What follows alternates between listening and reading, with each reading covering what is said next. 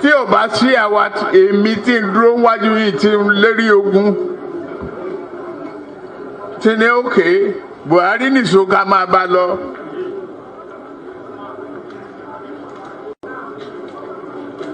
Kò lè di president. Ó ṣe kìíní olùlẹ̀, ó ṣe kejì olùlẹ̀, ó ṣe kẹta olùlẹ̀. Ó tiẹ̀ sunkún lórí tẹlifíṣàn pé láyé òun ò tún rán mọ́.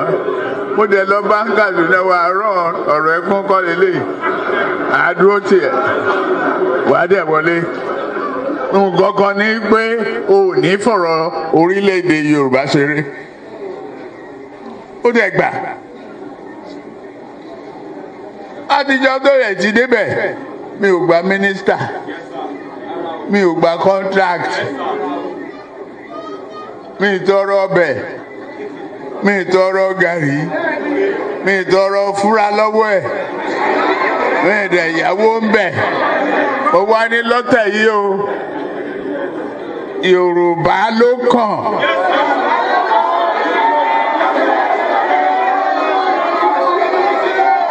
tá a bá dẹ̀ sa Yorùbá náà èmi ló kàn.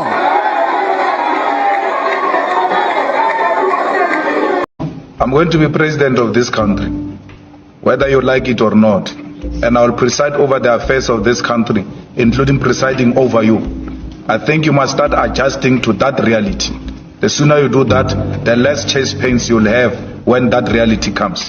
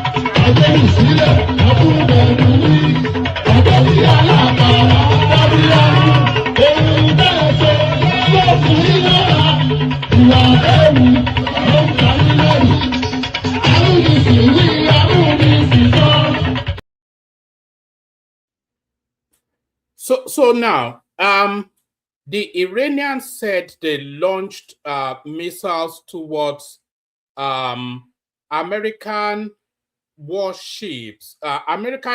In fact, it's an American aircraft carrier called Abraham Lincoln. It's off the Gulf Coast, deep into the seas.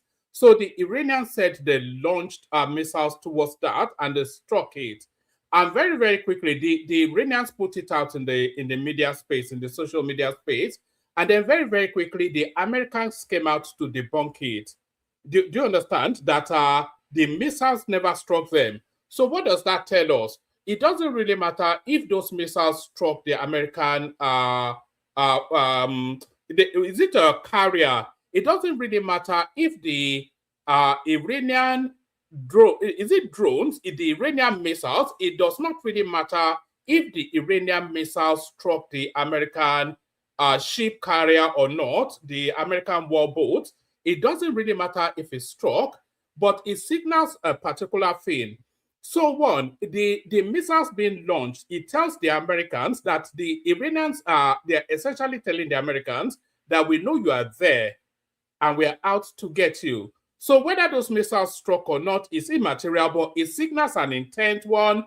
And then it also tells you that the Iranians are signaling to the Americans that they think they are moving by stealth, but they know where they are and they are reaching to strike them. So what does that tell us? The Iranians don't have satellites in the sky, which they're able to use to monitor the American armadas, the American military armadas. So the Iranians don't have satellites in the sky to monitor that, but China does, Russia does. So what does this tell us? This tells us that there are sympathies leaning in support of the Iranians. That's the only interpretation, because one, they should not be able to know the movement of those fleets, of that fleet rather, not those fleets, but that fleet. They should not be able to know the movement of that fleet because they don't have the satellites to do the tracking. But the Chinese do, and the Russians do. Do you get where I'm coming from? So good day to you, good to be in your company, and all that. Good day to you, good to be in your company. So that's how we are starting. Are we on the cusp of, in fact, it's not even we are on the cusp of the Third World War. And it's only one man that can pull us back from the precipice, and it's that burger muncher that sits in the Oval Office. So that's where we are now. So there is no other story other than the story. But how does this play out for Nigeria even? So a whole raft of everything. We have a good, a decent-sized complement of Shiite Muslims. the Iranians, they are predominantly Shiites. And I think they're the lead Shiite nation. I think there are about 5, 6, 7 thereabout Shiite countries. Shiite is the counterweight of the Sunni Islam. There are several strands of, let me just start from the beginning. There are several strands of Islam, but there are two main strains. So several strands, two main strains. So those two main strains, one controls about 80-85% of the global Muslims, the ideology that underpins the global Muslims. One controls that, and then one controls about 15 to 20% of the globalized Islam ideologically. So the first strain is Sunni, which is the Saudi Arabian inflection of Islam. And then the other one is Shiite, which is the Iranian inflection of Islam. So the spiritual home of that Shiite movement is in Islam. It is in Iran, rather. So now the Ayatollah being killed is almost tantamount to a deity being killed. So the response then it's Shiite-wide, not just even, it's not a nation state, essentially. It could well turn into a religious war. And the Iranians are even inviting that religious war by launching missiles I think they struck as far as, did they strike Turkey? You know, I know they struck Syria, they struck Qatar, they struck Dubai, everywhere. So they were just spraying missiles everywhere, inviting everybody to come into that fight so that others will come in on their behalf. And then I ask again, are we on the precipice of the Third World War? So on the precipice of the Third World War, good day to you, good to be in your company and all that. Good day to you, good to be in your company. Hope you're having a gloriously wonderful. Did they not strike Turkey? I'm pretty certain they struck Syria anyway. I know they struck Qatar. I know they struck is it Abu Dhabi? I know that there's rumors that they struck or tried to strike the airport in Dubai, because all the airlines are shut down. By the way, everybody is stranded in Dubai now, Abu Dhabi. Everybody now is stranded in the Middle East. So if you're there on holiday and you were meant to report back to work tomorrow, then tough luck to you. Expect your P45 and your sack letter when you do get back. Why did you travel to a war zone is the thing. So all that. Good day to you, good to be in your company and all that. Good day to you, good to be in your company, and how are you? Hope you're having a gloriously wonderful day so far. The day gets even better for spending time in the company of this peculiar sounding Oyo Alaafin man, which is me, of course. The day gets better for spending time in my company, I hope. Mine certainly gets better for spending time in your company. The protocol remains the same. Click on the like button as I'm inviting you to do so. Click on like. Click on subscribe if you're not already subscribed. There's a poll on every stream asking you if you have liked and subscribed. So do as requested and then click on that poll to let us know if you have liked and subscribed. As ever, we have targets. We have 20 new subscribers to come on board today. So you'll be one of those 20. Click on like, click on subscribe. If you want to engage in this conversation, click on the hyperlink that says StreamYard, come into the studio. Share the links as widely as you can. Super chat towards the stream. And then, of course, say hello to me in the comment section so I can acknowledge your presence and say hello back. So say hello to me in the comment section, acknowledge your presence, say hello back, and let me know where you're joining us from as well. So that's Hassan right there saying, hey, one man, hey to you, Hassan. That's Ayo right there saying continuity, singing along with the Tinubu campaign song. Today is right there. And that's Oga right there. So that good to see you, Oga. And that's Lit Igwe right there, otherwise known as Charlie Boy. So keep saying hello in the comment section. Anytime I pause for breath, I'll acknowledge your presence, say hello back to you. So, I mean, all the funk is in play. It's just, you know, I wonder if they will find the way to sort of impeach this Donald Trump. I don't think it's spent barely 2 years and it's already blowing up the whole world. So the story starts and it kicks off from here.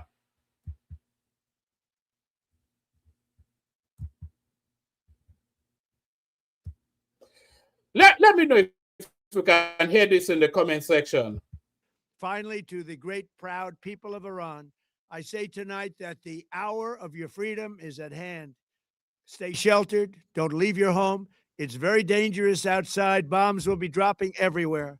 When we are finished, take over your government. It will be yours to take. This will be probably your only chance for generations. For many years, you have asked for America's help, but you never got it. No president was willing to do what I am willing to do tonight. Now you have a president who is giving you what you want. So let's see how you respond. America is backing you with overwhelming strength and devastating force. Now is the time to seize control of your destiny and to unleash the prosperous and glorious future that is close within your reach. This is the moment for action. Do not let it pass. May God bless the brave men and women of America's armed forces. May God bless the United States of America. May God bless you all. Thank you. And there it is right there. It's almost like the referee blowing the whistle for the game to start. So it's all go now. And there it is right there. So it's saying it's yours to take. We're doing this for you. I wonder if that broadcast was actually meant to go to Tel Aviv rather than Tehran, because of course it's not doing anything for the Iranians. It's doing everything for the Israelis. So that was how it started. And well, that's how it started anyway. But how does this impact on Nigeria? But before we get to its impact on Nigeria, actually, let's look at some data points. So yes, it says a country most likely to be involved in World War III. So if this does escalate to a third world war, then the chances, the risks of other countries being involved is on a gradient level. So very, very highly that the Americans will be involved, the Israelis, the Russians, certainly Pakistan. There's already processing going on in Pakistan. They're telling us that let's see, it says countries most likely to be involved in World War III, high chance. So the United States, very high, of course. They're the ones instigating it. The Iranians, very high. They're the other protagonists. The Israelis, very high. They're the puppet masters. The Russians, very high, because they have vested interest. The Pakistanis are high, because there's already protests going on in Pakistan now. The Ukrainians, I'm not quite sure how high they will be. The North Koreans is high. China is high. Because like I said, there's a religious element to this. So spaces that either have a political interest or a religious interest or a combination of the two, there's a very high chance that they will be reacting to what's going on. And that is where this gradient, this tabulation, that's where it's coming from. So, of course, as I said, the Americans, the instigators, the Iranians, the protagonists, the Israelis, the puppet master, the Russians, vested political interest, the Pakistani religious interest, they are already protesting in Pakistan, as I said.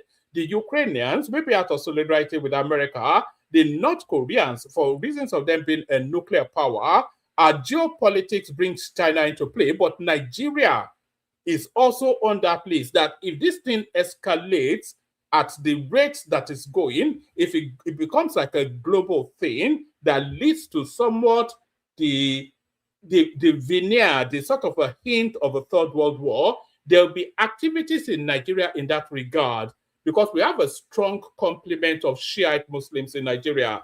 So those are the countries. Other countries as well, Congo, Sudan, Syria, Iraq, Afghanistan, Yemen, Niger Republic, Mali, Burkina Faso, Somalia, Libya, Lebanon, Myanmar. So those countries are most likely to see activities if this thing continues to escalate. Medium chance of any activity in India, they don't care. Indonesia, you'd have thought, because they're a Muslim country as well. I'm not quite sure how they formed this gradient, but there it is right there. That's how they've measured it.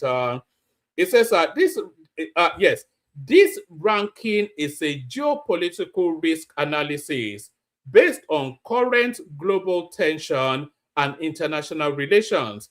It is not a prediction of an actual World War III scenario. So the source is World Population Review. So the chances of Nigeria being co-opted into this war is high. So there it is right there. And just to back that up, here is activities on that war already going on in Nigeria now. So this is going on somewhere, I suspect, in the north. They are responding then to the killing of the Ayatollah. So let's have a little feel of this.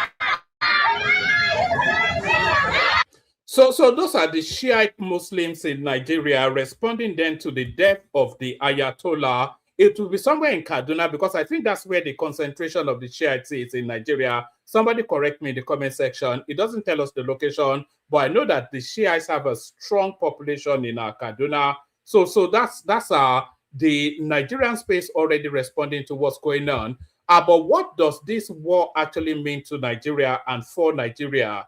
How U.S. Israeli war with Iran may affect Nigeria. As the United States and Israel escalate military action against Iran, analysts warn that the consequences could extend far beyond the Middle East, with implications for global oil market, inflation, and cost of living in countries such as Nigeria. Israel and the United States launched missile strikes on Iran on Saturday. The strikes came 2 days after Iran and the US held indirect discussion over Tehran's nuclear program, echoing a similar episode last June when Israel struck Iran midway into negotiations between the Americans and the Iranians. The renewed escalation is already reverberating across global energy markets. Brent crude rose by 3.6% to trade at $73 per barrel. So that is where I was really looking to right there in terms of impact. Do you remember when we had the last Gulf War, when they attacked the Iraqis? There was a real there was a real boom in the oil prices. That was the Gulf oil windfall under the Babangida era. He stole all of it, of course. With concerns mounting over the strategic Strait of Hormuz, a vital artery for global oil shipment, the ripple effects may soon be felt across many oil-dependent economies worldwide, including Nigeria. The Nigerian government has called on the warring parties to end hostilities and resume dialogue. So the Strait of Hormuz under pressure. Amidst the attacks, some major oil and trading companies have reportedly suspended shipments through the Strait of Hormuz. Our ships will stay put for several days, a top executive of a major trading company told Reuters. About 20 million barrels of crude and other fuel types pass daily through the narrow waterway between Iran and the Arabian Peninsula. The strait is vital for exports from Saudi Arabia, Iraq, Kuwait, Qatar, and Iran. Any disruption, so it's not actually on the Nigerian route, is where the main thing is, but it's on the route, is the main route for all the major oil exporting countries, especially Saudi Arabia, the biggest, Iraq, Kuwait, Qatar, Iran. So if they are not able to supply oil, then the prices of oil will just shoot through the roof. The strait is vital to exports from Saudi Arabia, Iraq, Kuwait, Qatar, and Iran. Any disruption or even the threat of one typically triggers sharp spikes in oil prices and shipping insurance costs. Although Saudi Arabia and the United Arab Emirates operate alternative pipelines that bypasses the strait, analysts note that these routes cannot fully accommodate the total volume of crude that usually transits that corridor. So this is how it impacts Nigeria. Nigerian macroeconomic impact, with Brent crude trading above Nigeria's 2026 budget benchmark of $64.85 per barrel, higher prices could boost export earnings, strengthening foreign reserves, and increasing inflow into the Federation account, potentially raising FAC allocations to federal, state, and local governments. However, the benefit may be offset by structural realities. Despite being Africa's largest oil producer, Nigeria still imports a portion of its refined crude products. These imported refined products, such as petrol and aviation fuel, I wonder how this actually affects Dangote in terms of its profit line. Despite being Africa's largest oil producer, Nigeria still imports a portion of its refined petroleum products.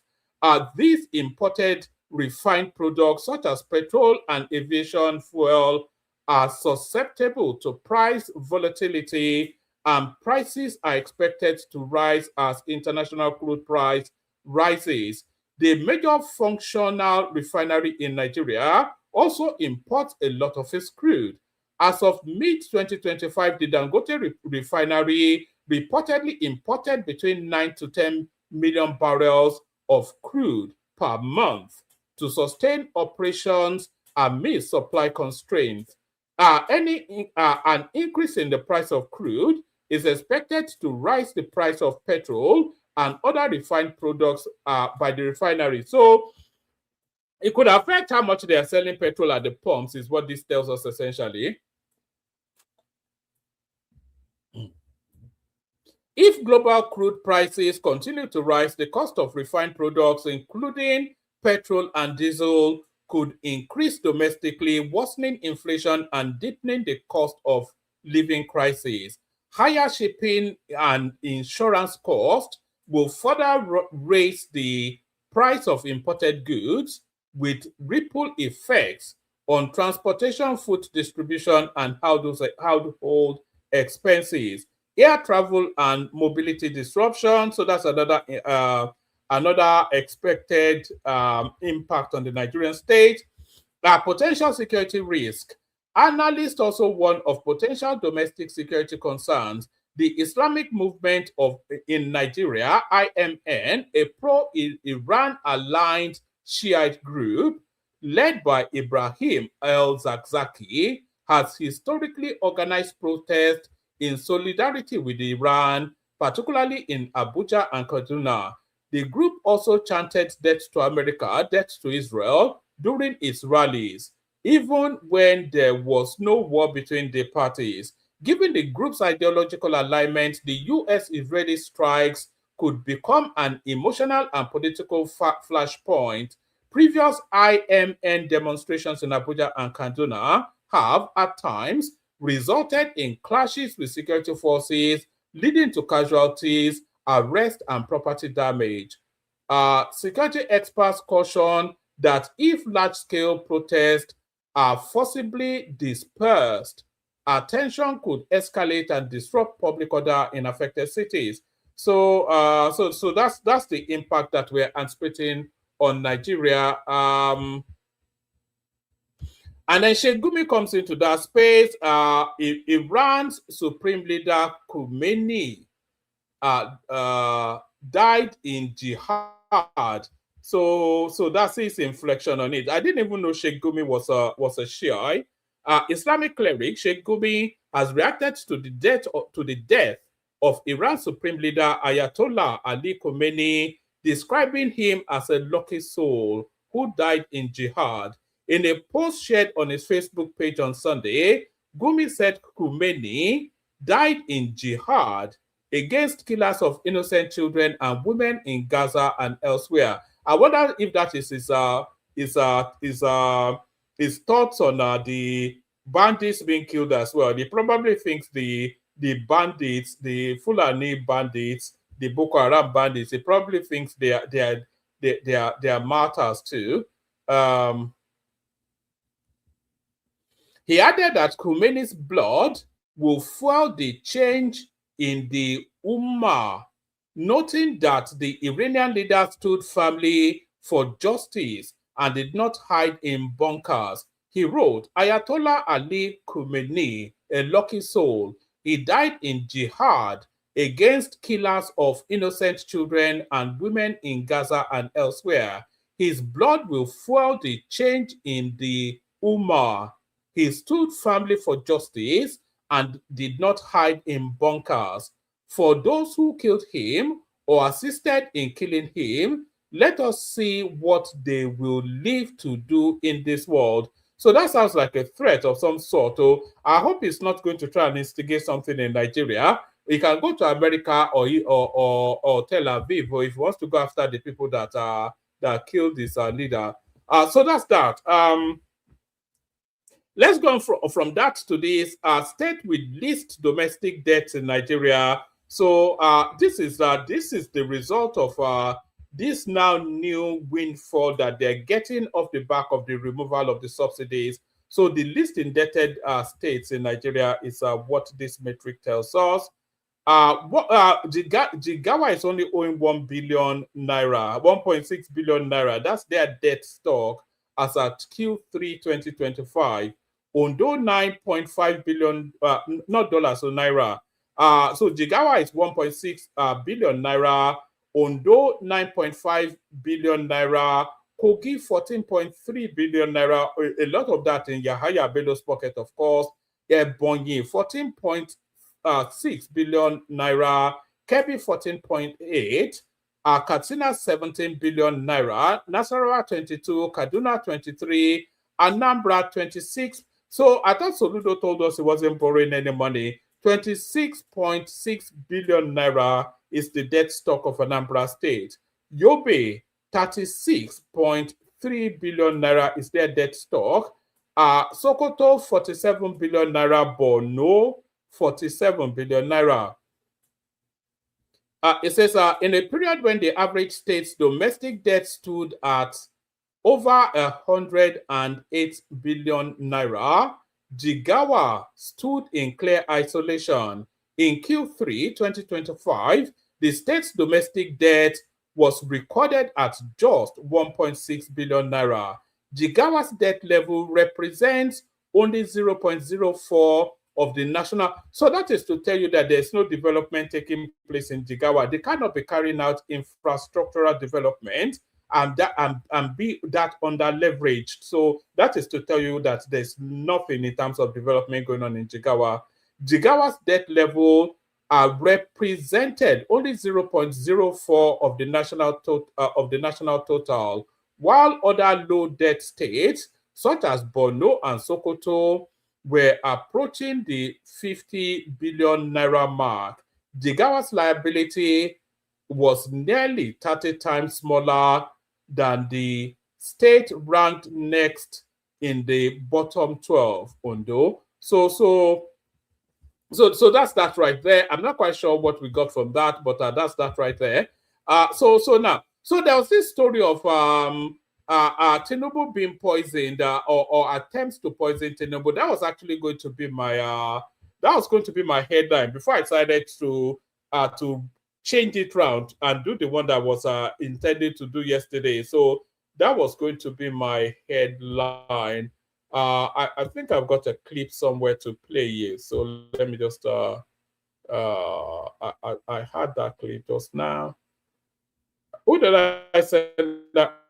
I sent that clip to somebody, so I should have it to hand. 1 second. Yeah, there was a clip of yes, is this it? All right, 1 second. All right, let me play you this. Let me play you this.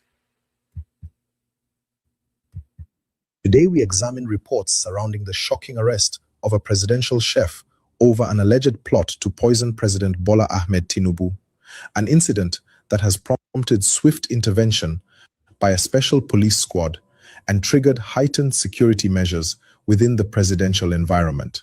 According to preliminary information from security sources, the arrest followed intelligence alerts suggesting suspicious activities connected to food preparation procedures within restricted areas linked to presidential operations.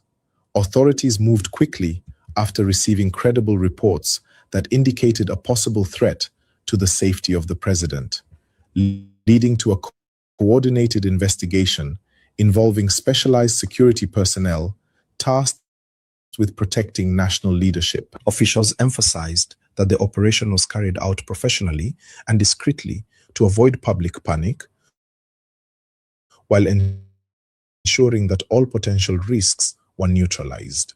The suspect, identified as a member of kitchen staff attached to presidential services, has begun examining evidence and verifying claims connected to the alleged poisoning attempt. Security agencies have urged the public to remain calm, stressing that the investigation remains ongoing and that allegations do not automatically imply guilt until due process. Today, we examine reports surrounding the shocking arrest of a president. All right. So now, that story was widely circulated yesterday. It was widely circulated, but then the government have now come out to debunk it. But I think they're just trying to cover it up. So with this now, this will be the second attempt at Tinubu's life. Remember, there was a coup that was going to be brutal and bloody. So that was the first attempt at his life. And now this is now the second attempt at his life, essentially. But they've now come out to debunk it. But the story was so widespread yesterday that it's almost certain that it is true. No Aso Rock kitchen staff attempted to poison Tinubu. This is the presidency. The presidency has dismissed circulating social media reports alleging that kitchen staff at the Aso Rock presidential villa were arrested over an alleged plot to poison President Bola Tinubu. A special advisor to the president on information and strategy, Bayo Ononuga, took to his official X account on Sunday to share a video of the report and categorically deny it.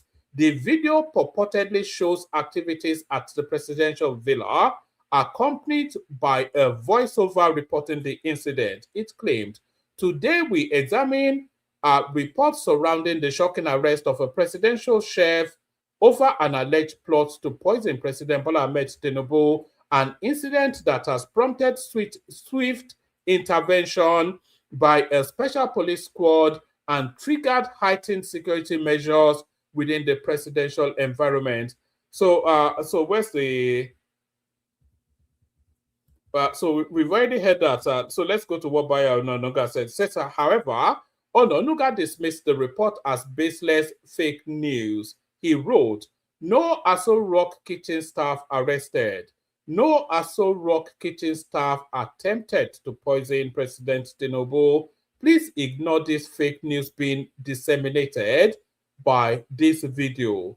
Authorities have not provided further details on the origin of the misleading video or potential motives behind it." So if it's not true, then it has to be the obedience.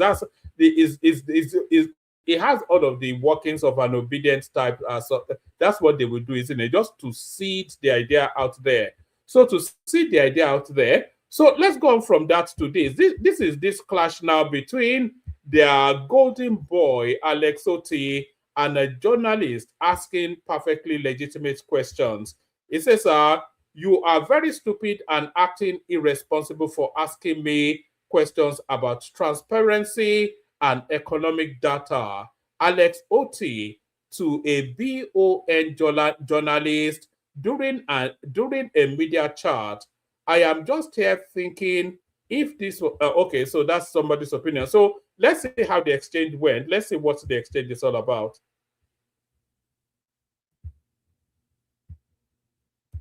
My name is Chika Wampueze. from Dawn Media Group. Your Excellency, your administration has received praise for visible infrastructure projects and reforms. But critics say that measurable impact, transparency, and inclusive governance need improvement. Your Excellency, I want to ask, can you provide verifiable data showing how your policies have directly improved the economic and living conditions of ordinary Abians? You've not said anything. Do you live in Abia? I would have thought that was a perfectly legitimate question that guy was asking, but then of course it's a volley of aggression that the response from Alex Oti. Okay, so if you live in Umuahia, you are the one that will provide data. The point is that this media chat is a serious media chat. So we are not here to massage opposition. You can't come to a media chat and you are asking me to provide data about the measurable impact on work that is being done in the state where you live. It's irresponsible. Okay, that we throw this open for people to ask questions doesn't mean that people should be stupid. So it's very serious. How is that an unreasonable question to ask? How is that stupid? Mr. Governor, can you provide proof of the work that you have done, that you are getting all this aplomb and praise for, that everybody is patting you on the back? Can you show us some data to show exactly what you have done? How is that an unreasonable question to ask? Okay. I mean, speech is free, so you can, but when you come for my media chat, you must be prepared. If you don't have any questions, then you don't raise your hand. What do you mean? What do you want to hear from me? Beyond road infrastructure, can we know about the positive impact, the economic impact on the living conditions of the average Abian that your policies have impacted? That's not my business. What my business is to deliver on my promises. So it is for you as a journalist if you actually want. So if you want the governor to sit and then tell you the economic impact. So it is not his business to tell people what he has, how he has positively impacted on the people that he swore to govern, to work for. Sorry, how is that? Am I missing something? What's the reason for his angst? Why is he riled up? What have you done that has you've been there what 3 years and a bit now? What have you done that has positively impacted these people? So this speaks to a lot of things, by the way. It speaks to the arrogance of Alex Oti, that's one, and then it speaks to his lack of capacity to think on his feet. Because if he was able to think on his feet, then he would have deferred that question rather than try to deflect it. Do you understand? They say, you cannot ask me at this point to run you through a list, but I will make sure that my office provides you with a detailed breakdown of what we have been doing so far. The ones that come, so he could have done that, but his arrogance got ahead of his thinking, and now he's shouting abuse at the guy. If they are applauding this guy and he's getting so much acclaim as an achiever and a doer, he should be able to reel those things off just off the top of his tongue, or they should roll out of his tongue like whatever. So I'm not quite sure what exactly he's fighting that journalist over. But then something is wrong. So that was Alex Otti right there. Do you know what they call that? Do you know what they call things like what he just did? They call it an arrogance of ignorance. So that was an example of arrogance of ignorance right there. What else have we got? What else have we got? We have a whole raft of other things. Let's see what's loading up there. Yes, you know, this push for state policing is gaining real momentum, or it looks as though Tinubu is going to try and force it through. Let me show you this one. Our Senate, we will deliver state police by year end. So I think Tinubu is quite keen to bag and target in this parliament. The Senate has stated that it will complete the amendment of the 1999 Constitution to allow for the creation of state police before the end of before the end of 2026. The Senate spokesperson, Yemi Adara Modu, told correspondents on Friday that the upper chamber would immediately resume work on the constitutional review once plenary reconvenes next week. This follows President Bola Tinubu's request to the National Assembly to begin the process of amending the Constitution to incorporate state police as part of efforts to tackle the nation's insecurity challenges. Speaking to members of, anyway, so that's that. They are promising to do it within this parliament. That's the thing. So this is the last one now. You know, there's rumors of cabinet reshuffling going on. And I won't be surprised if, for all of his achievements, if Dave Umahi, if it's removed, I won't be surprised if Dave Umahi is removed. He's caught with his trousers down yet again, harassing some girl for you know what, for bedroom antics. And when they questioned him about it, what he said was even more shocking than the allegation. Listen to this.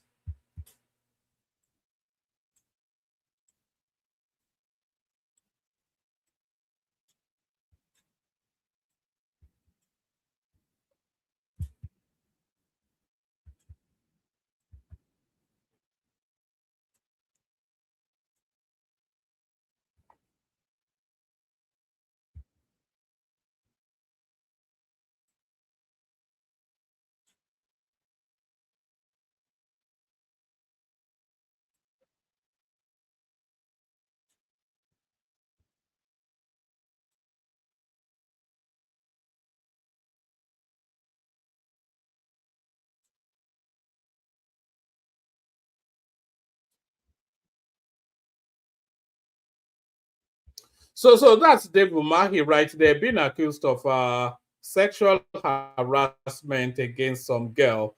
This is the last one now. The link is in the comment section. Anybody that wants to comment. Oh, you did not hear that, did you? Oh, all right, I'll download it and I'll play it to you. So that's no, but you heard the rest of them now. So why couldn't you hear that? Let me just, I'll download that and I'll play it to you in the studio. Let's just do Google. Hold on one sec.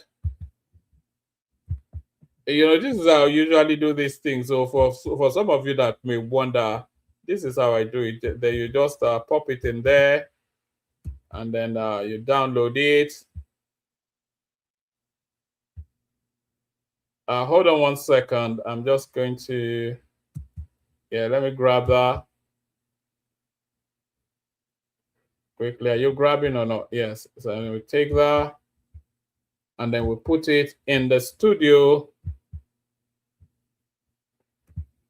What did your need do, Niger man?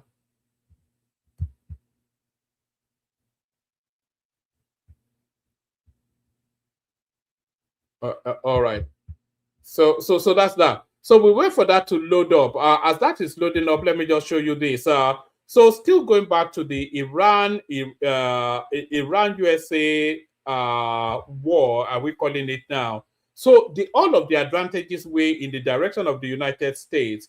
Their defense budget, the United States, is nearly $1 trillion. $895 billion is what they are spending on defense. Iran, $15 billion. the United States land area, the land mass, 9.8 million square kilometer. Iran, 1.6 million square kilometer. The United States population, 342 million. Iran, 88.3. I thought the Iranians were actually larger in population than that.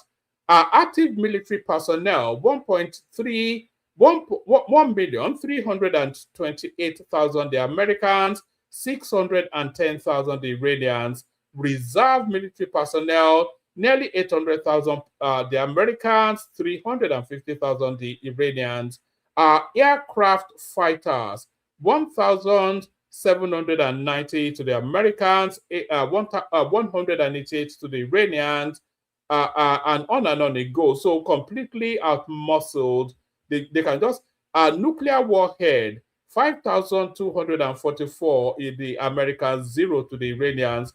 So the Americans can finish them off in one swoop. Let me play you the Umahi clip, and then I will see if anybody turns up. I want to thank a lot of you. You know me very well. Party chairman. I own no party. You know, and of course, I presided over both men and women, and nobody ever said, you know, I harassed him or I owed him. Deputy governor, governor for 8 years. And I did fantastic infrastructure. So nobody could come and say we've been owed, you know, unless the person is being achieved. So what you read on social media, you know, I'm not worried about it. It makes me stronger, and I've fought many battles. So this is not, there's nothing wrong to say, oh, you are chasing a woman.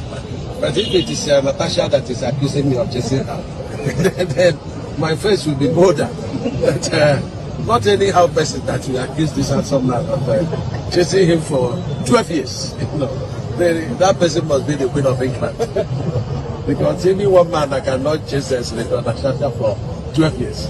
So it's just to make social media to be alive. But I think we can turn in our attention to the war in Iran now, and then allow Dave Umar to bless. Oh, all right. So that's Dave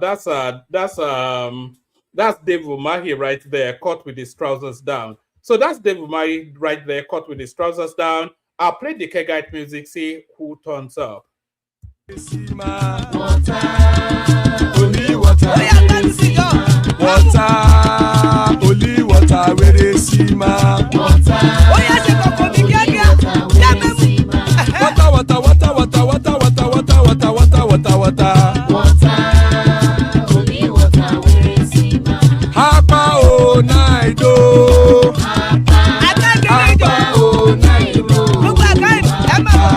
Hapa you don't come oh.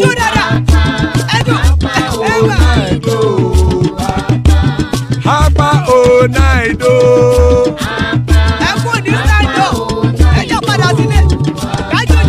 Oro kẹ̀kẹ́ ẹlẹ́mù yé o.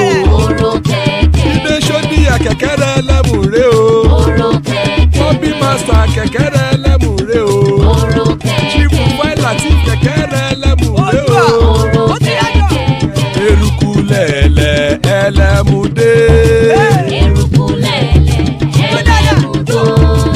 Eruku lẹ̀lẹ̀ ẹgbẹ́ ẹlẹ́mù dòde ojàre o. Eruku lẹ̀lẹ̀ Ghana ti dé ẹgbẹ́ bọ́dì o. Ọmọ ẹlẹ́yẹ ẹ̀yẹ o ó dilé o. Odúyẹ̀lá ẹ̀yẹ o ó dilé o. Petrosonama ẹ̀yẹ o ó dilé o. Petrosodúnkẹ́ ẹ̀yẹ rẹ̀ ó dilé o. Ẹlẹ́kọ̀ ọ̀run mú ìní o.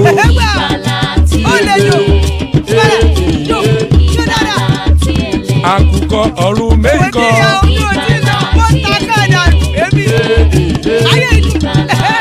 Ikú kò ní ríwà gbéṣe o.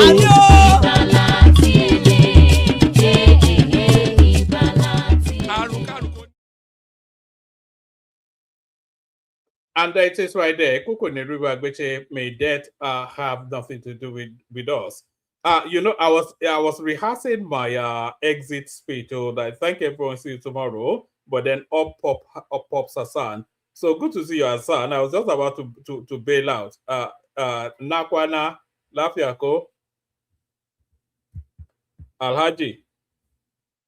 Are you there, Hassan? Are you there, Hassan? One man. What's going on? You know how this how it works now. How are you? I got distracted. Sorry. Oh, that's all right. Good to have you here. Yeah. The time is just so odd. Yeah, sorry about that. It's very early in the morning where you are. Very early in the morning where I am as well. Well, it is what it is. So what are you making of the orange man, as you call him? You know, what's he doing? I mean, what's he? What exactly? What's the provocation? What's the justification? What underpins this? Oh, okay. The thing is, right. It is just a catastrophic blunder of the highest proportions. Like all through my life, I've never seen a strategic blunder as big as this one, and let me explain why. First of all, I know Donald Trump is dumb, right? Anybody that has two neurons firing in his brain knows that Donald Trump is just dumb. Yeah, he may be a white supremacist, a con man, and all that, but usually people who are hateful, very judgmental, usually something's wrong with them. And yeah, he's confident, but he's a dumb asshole. For someone who is president of the United States, you have a lot of resources given to you, before you make a decision. There's enough information to guide you. But, the hubris of, actually being president and actually having a lot of confidence that's not coming from competence, this is what it produces. Somebody who overestimates his value, overestimates his ability to do things, and don't actually take decisions very seriously. So the highest general, I think, in the Joint Chief of Staffs is a Carney, one General Carney like that. The day before yesterday, if you've been following, like he warned that he can't see any other way that the United States is going to engage in what they are planning to engage with without significantly harming the interest of the United States in such a way that the United States may no longer be able to control the variables. This is one of the things. So one man, I know you are a history buff. Let me ask you something so that maybe our discussions will be a little bit more nuanced and you may understand where I'm coming from. Are you there? One man. So sorry, I'm here. I'm listening. Sorry, I was muted. Yeah, but I am listening. Carry on. What's the question? Okay. My question is, right. I don't know whether you read a lot of history, not fiction, history. Right. Take me there. Let's hear it. Okay. There is a particular genre when you read history, but this genre is specific. The genre is about strategy in warfare. It's a particular genre in history of war. So usually people who write are actually soldiers, monarchs, and generals, the popular ones are people like Sun Tzu, Karl von Clausewitz, and people talk about Hannibal Barca. People talk about what's the name of this Greek general? All right. Take us to where you want us to be. Take us there. Okay. You see, in war, right?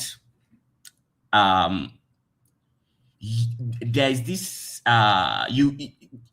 when you go through the history of war, especially around people who actually do the thinking, strategy, objectives, and or operational peculiarities, what you find consistently is that there is this binary thinking. What do I mean by binary thinking? Because war is essentially a decision of life and death. So when you are in the battlefield, you choose whether to do the best thing that makes you live, or if you fail to do what is right, you die and you make your men die, right? So the thinking is always binary. There is no nuance there. So that is a consistent theme. And there is this formula and quality about the way that journal is written that is consistent across time, cultures. There's a pattern that just emerges, that no matter where it was written, how many years it was written, if you know it, when you start to read, immediately you can get it. It's just like chess. If you are good in chess, you are good in chess. So it's similar. So what I wanted to just say is that, you see,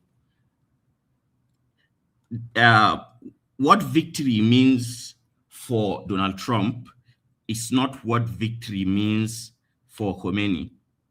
What losing means for Donald Trump is not what losing means. Which Khomeini are you talking about? The one that is 6 foot under? Which one I'm talking about? Which one I'm talking? Which one I'm talking about? Is that what you are asking me? Yes. One man, what for you? Allow him to speak now. I'm talking about the one that is dead. Yes. Yeah, I'm talking about the one that is dead. It's not taking any victory now. What victory is it taking? Okay, you see, that is the problem. That is the strategic blunder. Do you think martyrdom is as a concept is a lie? Do you think it doesn't exist? It's not a martyr, though. I'm asking you. Don't deflect. No, I don't believe in it, because with martyrdom comes fanatism. I don't need you to believe in it. It's not matter. It's not a matter of belief. Yes. There is an objective reality, right? Right. Of course, if you go back in history, you see people who have become martyred and have had impact even after they are dead. Do you? I don't think. Hold on. I don't think Khomeini will be martyred, because I'm not quite sure how well liked he is, even in his country or his religion. I'm not quite sure how popular he is. Yeah, okay. Because I've been seeing images of celebrations in Iran when his death was announced. No, let's not do that now, man. We cannot take two people, or even if you show me 1 million people and there are another 102 million others in Iran, you cannot use that as evidence, right? Carry on. Okay, so what I'm saying essentially is that, you see, the Shi'i sect is a sect that glorifies martyrdom. And when Trump was engaging with these people, they essentially gave him everything. Everything. Do you know, a day before yesterday in Geneva, Pezeshkian and their negotiator actually agreed to stop 100% enrichment of uranium in order for them to not have to do this war. But Trump and his but that's too little, too late now, because what that strategy tells us is that they are just going to either wait for the smoke to blow over or wait even longer for the Trump administration to see itself out? Let's not play moral superiority here. We're not started the betraying and not keeping to their words? How do you mean? How do you hear me? Who started? It's not a matter that was of not their first meeting. Hold on, Hassan. It's not a narrative of impeachment. Hold on, just hold on, because we have to. You are saying and yes, you are right. They were meant to actually have further meetings on Monday, which is today. And rather than those meetings, the Israelis propelled Donald Trump to start throwing bombs. But that's an aside. So even if they agreed that they're going to stop enrichment, so that is not to say that they would destroy the facility, and which is to tell you then that they're either going to wait for this phase of tension to ebb away, to fade away, or wait even longer for Trump to no longer be in power, and then they just continue. I hear you. So it was too little. Yeah, I hear you. I hear you. What I'm hearing from you right now, it is essentially you who is supporting the party that have consistently agreed. I'm not supporting anybody. No. I'm just striking the balance. You can't absolve yourself now. No, I don't have a stake in it now. I'm not Arab. I'm not Muslim. I'm not Iranian. I also do not it doesn't affect me in any way now. Now, are we not just discussing? Yeah, carry on. But I have no stake in it, though. That's just my thing. I know. Carry on. Yeah. Okay. So, if you right now where you're coming from is to assume the worst of Khomeini and the Iranians, and then that puts you at the other side of the United States, who first of all removed the first democratically elected president of Iran, replaced him with a subservient monarch. The monarch was building luxurious party venues and palaces in deserts while his people were starving. And then the Shah was removed, replaced by one man. Can I ask Hassan a question? No, not yet, ma'am. Okay, hurry up so I can ask you a question. Okay, let me finish. So, the Islamic Republic of Iran, led by the Ayatollahs, began. Now, what happened? Sanction.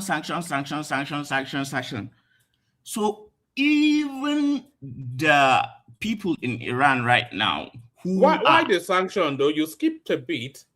They were because they wanted the non-proliferation. They were flouting the non-proliferation. Is it proliferation? How do you pronounce that word? Non-proliferation treaty. Yes, they were flouting that. That's why they were being sanctioned. No. They were not being sanctioned for being misrepresentation. Okay. What was the? You come on the table and you don't want to bring. Now let's not take it there. Let's not take it to emotions. Why were they being sanctioned? Emotional now. Why were they being sanctioned? Okay, so see, the United States is not a signatory of the already have the nuclear power, and Israel is also not a member. Iran, however, is a member. Now, have you ever read the Nuclear Non-Proliferation Treaty and what it actually says? What it allows you to do and what it allows you not to do? Just because you signed that does not mean that you cannot own and use nuclear power for civilian purposes. Yeah, but what they are saying is they are not using it. They're enriching it beyond the it's a lie. It's propaganda.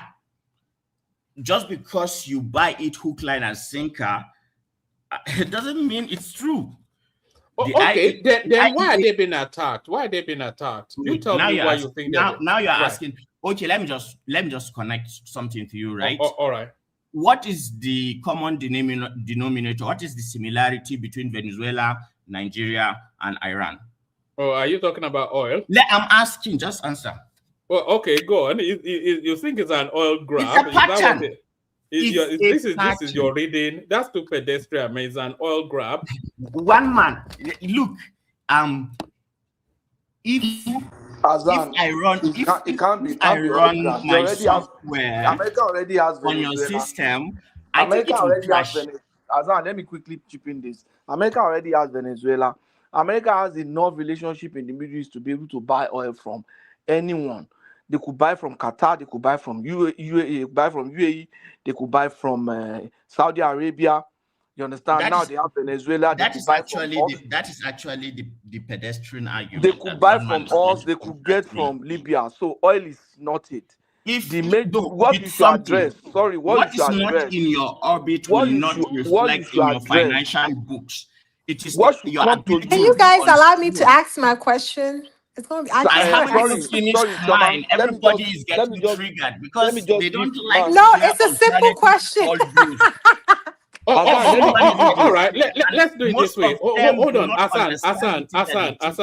Hold on. You can't say most people don't understand. They don't agree with you. Let me finish. Just hold on. Hold on. Let's structure it this way. Let Patoski have that little window. You land your point. Let Choma ask you the question, and then we carry on. So Patoski, put it in quickly, and then you two use it to land that point. Choma wants to ask a question as well. Now, while you are speaking, I want you to speak to the fact that the other Arab nations around them are not in support of this, are not supporting them in this. And then two, the activities of Iran in arming militants in other countries. They're having issues with Saudi Arabia. The militants in Yemen, they are being armed by Iran. They are the main sponsors of Hezbollah. Yeah, they are sponsoring Hezbollah. They are sponsoring the Houthis. There are a lot of things all around the Middle East there. You might want to accept it or not. You might want to say it's not true. No, don't put anything on me. Let me just answer. Qatar is not supporting them. Saudi Arabia is against them. UAE is currently against them. So you should look into that context. All right. Back to your son. And then open the window for Choma to ask you a question as well. I will after this then Choma. Okay, you first of all, Iran is Shia, and Bahrain is Shia. Before Bashar al-Assad of Syria was removed, the Alawites were Shi'i too. So the Shi'i are the minority in the two main, sects in Islam. Now, what you need to understand also is the fact that the divide between Shia and Sunni usually have had Sunnis in Shia-dominated areas and Shia in Sunni-dominated areas. And sometimes you find that the ruling class is Shi'i, and the commoners are Sunni. And then in some places you find Sunni as ruling, while the majority of the population are Shi'i. Some of these arrangements were actually British. When the British do some things, there is usually some form of, what do I say, evil intention around, doing things like that. But anyway, I digress. Look, the standard that people are trying to hold Iran to, they will not hold any other country to that standard. They are only holding Iran standard to that standard because Iran carries Islamic Republic, and their spiritual leader wears a turban, and all of you have been brainwashed to think you are some morally superior Christians because Donald Trump, who I don't even believe knows what God is, and America is where you get your information, and the West. So anything Muslim evokes something negative in you guys. from Mana. I would have thought, Hassan, I would have thought that you'll be celebrating. You are a Sunni Muslim, and I am not celebrating. I thought the Shiites were your mortal enemies. You see, that is your problem. That is your misunderstanding. They say La ilaha illallah Muhammadan Rasulullah sallallahu alaihi wasallam. They are also Muslims. And you have to also understand that my type of Islam is not the type of Islam. It's not Wahhabism. It's Sunni, but not Wahhabi. It's but take the religion out of it. Just immorality behind the action. The reason why most of you, let me answer one man. The reason why I think Iran is generating this unwarranted hatred is because Iran is the only courageous and last standing Islamic nation not to give up on Palestine. To put their money where their mouth is. They are the only ones that have not yet been silenced.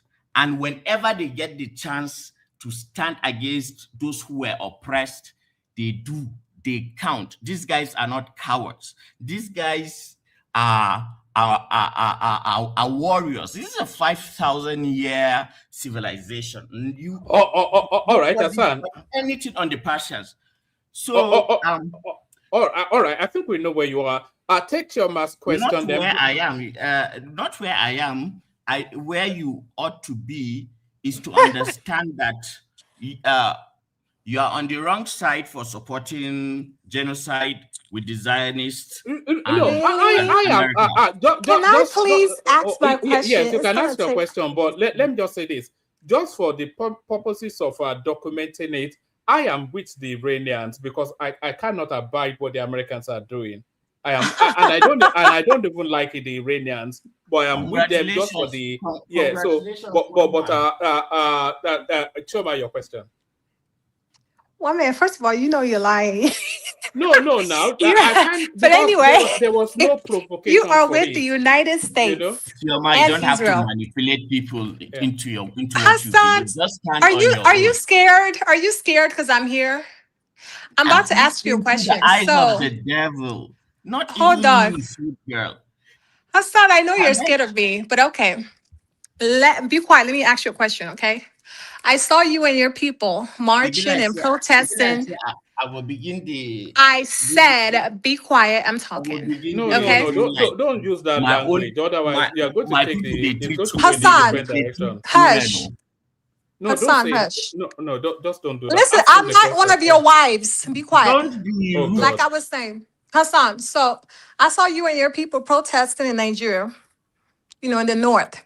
So after this whole missile bombing in Iran, I realized that the northern people in Nigeria can protest for the killings. Why then do your people don't protest against Boko Haram?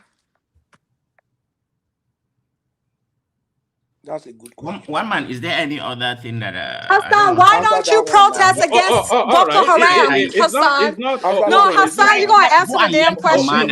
Go and learn some manners. Hassan, why don't you protest against Boko Haram? Choma is choosing not to engage with that question.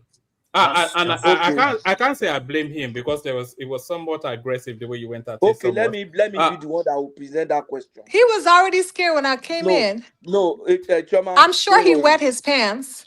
Choma, let's not turn it into let's not do that. Let's not do that. Now he's refusing to answer you because of what you said, but at least you can answer me. My question is this: there is currently protest in the northern part of Nigeria because of the bombing in Iran. I'm the one asking that question now. Yes. Why were we not making that same level of protest, taking on that same level of protest against the killing of people, buying of people in the northeastern and the northwestern part of Nigeria? Okay. First distinction: those who are doing the protests are Shi'i northerners. Their stronghold is Abuja, Kaduna, and Kano. They are a minority of minorities.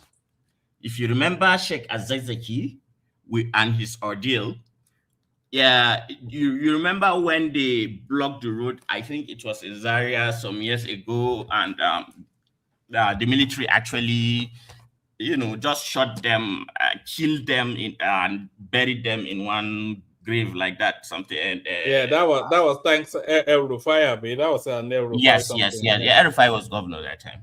Yeah. Do you know why I think these guys get a bad rap? Because they are not, they haven't allowed BP, Chevron, Shell, and all those evil people to come and give them 10 cents to $1 for their resources. I am Sunni, but I will tell you now that the Shi'i are more peaceful than the Sunni. That is just the reality.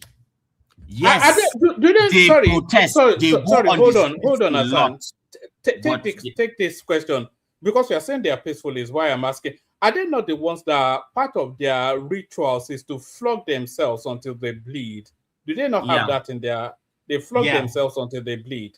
Yeah. So, one man, do you know that your ancestors used to bury prominent aristocrats with living people? They kill them and then they bury them together. No, that's not. You have not answered that question. Don't digress it. That's what I'm saying. He has not answered the question. I'll come back. He's deflecting. Hassan, you're not smart, bro. Be quiet. You're not smart. Choma, don't do that. Let's not turn it into a street fight. No, because Hassan is so annoying. Like, he comes here trying to sound smart, but he's really dumb. No. Choma, say don't do that. that. Please now. What's all this now? Don't do that. Every Please, time it turns answer into some street something. Let me finish. One man, but you get what I'm trying to say, right? I get what you're saying, but it's not. They want you to link it to the question. Then, yes. Is it self-absolution or abolition or something they call it there? Self-immolation. Self-immolation, yes. Yes, it's just a spiritual practice of some sort.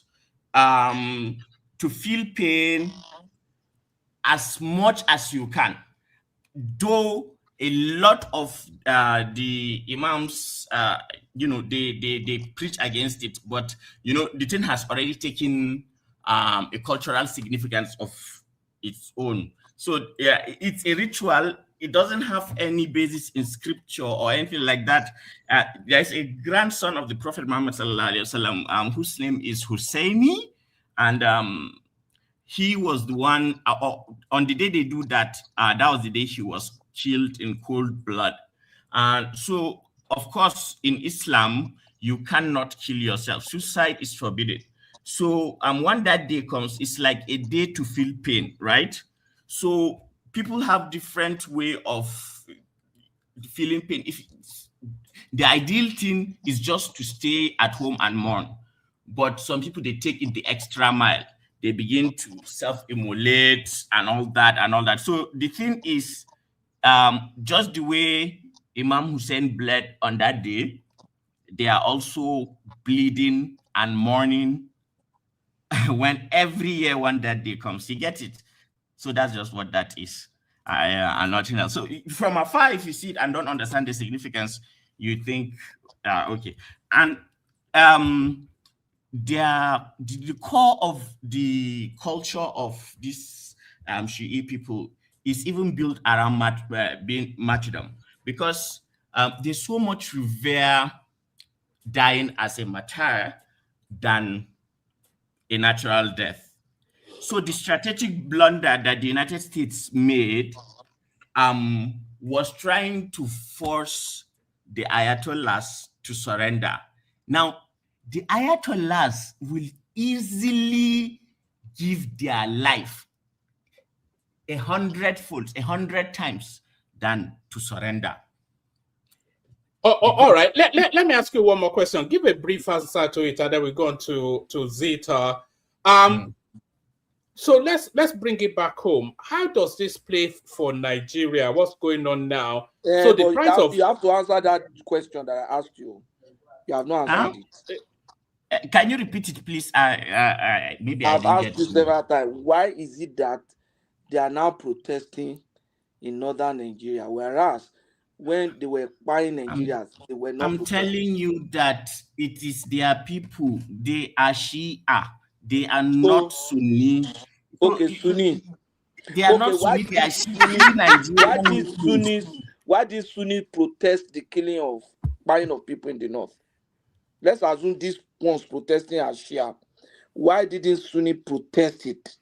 No, what Yes. Hassan is I don't explaining to you understand is what that you are saying. hold on, No, one Hassan. man. He's trying to No, confuse us with sushi, enough of all this. Please, let's Why not didn't tuna, turn. and Shia protest? Why sushi. didn't Oh Sunnis God, protest it? let's Tuna not and turn it in. sushi. That's what he's trying to No, confuse us with. I can't hear all right, thank anybody you. again.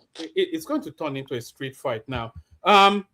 What Hassan was trying to explain, correct me if I'm wrong, if I rephrase it, then maybe it will resonate. What Hassan is trying to explain is that these people, what's going on is more immediate. Who just dropped? Yeah, that was yeah. So what Hassan was trying to explain is that what is going on in Iran is more immediate to the Shiites because there's a spiritual lineage, a religious lineage that connects them more profoundly to that. Exactly. And Nigeria is more of a Sunni country, so that the Boko Haram narrative even is not a Shia narrative, it's a Sunni narrative. So it's not, yes, they're still Nigerians, they're still Muslims, they can still protest, but The Boko Harams are Sunni. One man. There is predominantly, significant yes. So that's why the Sunnis are silent about it. One man. I don't understand where you are coming from. Who is this with the O on his name now? That has been asking me. No, that's Patowski. Oh, it's Patowski. Yeah, Patowski used to be what do they call it? They call this kind of people that knock on your door and say, "Come to Christ." In his previous life, Jehovah's Witness. Yeah, he sounds like them. Very passionate about his already preconceived ideas about other people. No, I didn't preconceive anything. Somebody has a question. I wanted you to address it. But your tone already I know your and style you are is making to dance insinuations around. about us not protesting. Your style is to dance around question and I'm try not going to explain what I have done myself to you. I don't need to, because I'm not the North. I am not everybody in the North. It's myself that all I right. know. All right, I don't think we're going to get anywhere with that one now. But Larry, you wanted to come in, but let Larry make a comment and then go to that question. Hold on, one man. I have a question to you. Yeah, did you think Hassan answered the question, one man? Well, Hassan gave the response he has to give. What I'm asking you. I don't know. I'm just here to make sure things don't spiral out of control. I'm good then. All right. So take Larry's comment and then especially my question, which is the headline piece. How does all of this impact on Nigeria? We know that the price of oil has spiked up, which is good news for revenue, but then it's bad news for at the pumps. But how does this all play out for Nigeria? But let Larry come in for a micro. Okay. Yeah, let Larry just make a little, and then you round it up, and then we go to Zeta. Okay, so I actually joined because of Hassan. I don't really? like the fact that Hassan is equating whatsoever the Iranian government is actually doing to Islam. They do not represent Islam, please. Whatever they are doing does not represent Islam. Larry, and there's a lot of misconception. Wait, let me talk. You are a Muslim, I'm a Muslim, right? And you are on this platform. You're spilling things to make it look like things that are done in Iran represent what Islam represents. No. You can talk on your own group. Well, wait,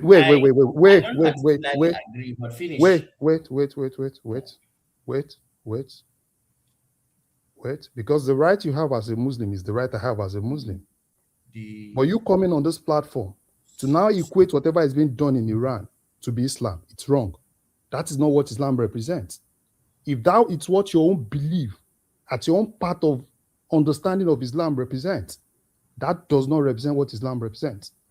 These are guys that have done a lot of atrocity to their own people, slaughtered their own people. 30,000 people were killed last month.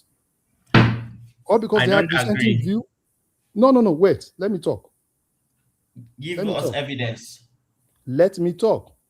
Finish. That's a CIA talking point. Wait, a lot of people, the Iranians, left the country because of these guys. These are guys that are even against Muslims that do not even believe in their own way of thinking. The same way that a lot of rubbish that has been done in northern Nigeria is being equated to Islam. A lot of things, a lot of atrocities that have been committed is being equated to Islam, because a lot of people that do not represent Islam, because the way you portray Islam outside is how they think that is what Islam is all about. Islam does not believe in killing people. We do not kill people. People can have different opinions, but because of people, you mix your own way of thinking. Where did I portray that Islam is because killing you people? said on this, at every point on this platform, you're talking about what those guys are doing. You're talking about Islam. That is not Islam. Don't talk about Islam. Talk about whatever you're talking about. The Shiites, the this, that. Talk about them. That is not Islam. That is not what Islam represents. Larry, you see, you are doing the same thing you are accusing me of. You must also belong to a sect of some sort. No, I do that not. is the way how these things work. So how can you then be a neutral arbiter in something in which you are already an interested party? You can belong to whatever group. I do not belong to any group. I am a Muslim. I do not belong to any group. You can belong to whatever group. You can say you are this group. Larry, are you trying to throw the Shiites under the bus? So you are not Sunni? Because you are Sunni. You are Sunni now. I am not any. That's the problem. You are a Sunni because Nigerian Muslims, especially the southwestern Muslims, they are Sunni. More than me, right? You can. But you are Sunni though. No. And there's a sharp attrition between the Sunnis and the Shiites. Don't cross that line. One man, please don't cross that line. Right? Don't cross that line. Larry, I am telling you that I do not belong to any group. Right? Larry, so don't make wait, Hassan, wait. Okay, one man, if you are done with him, I want to ask you. Don't cross the line. Don't push me to any group. I do not believe in any group. I do not believe in ideologies. The only one book that I believe in is the Quran. If anybody has any ideologies, there are different between ideologies and Islam. Okay. So please, that's exactly why I joined. Okay. Please, can I ask you? Ask me whatever you want to ask me. Thank you very much. Larry, but you agree that there is something called Sunni and there's something called Shi'i, right? Don't you? It is objective. Wait. It is an objective fact that these sects exist, don't they? Does that the sect? You said sect, just right? Answer yes or does no. The sect Does the sect equate to Islam?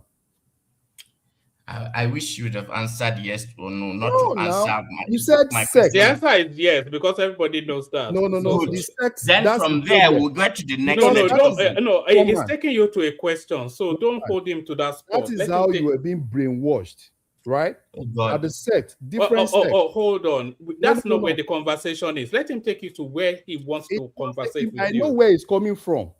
And that's let him go there now so that you're already holding. Then you defend yourself.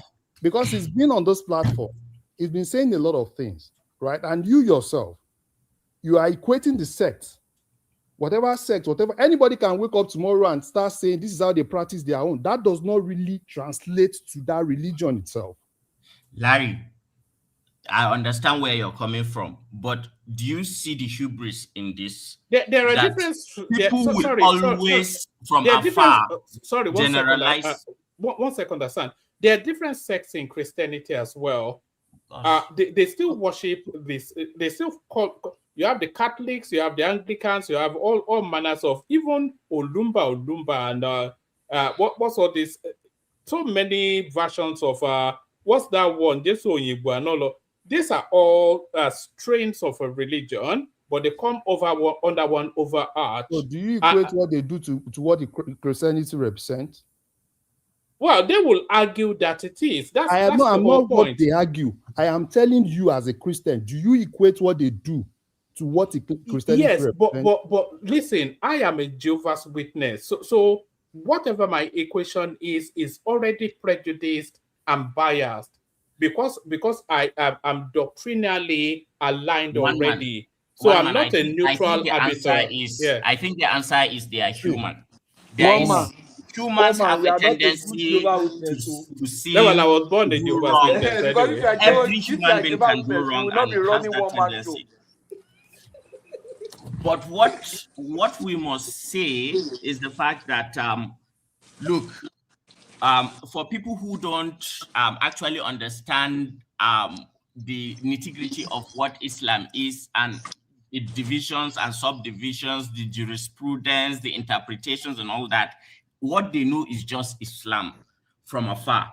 And I, for one, do not see, woman, you see in Nigeria, a lot of the Sunnis in Nigeria actually think the Shi'i are just kafir. They are not even Muslims.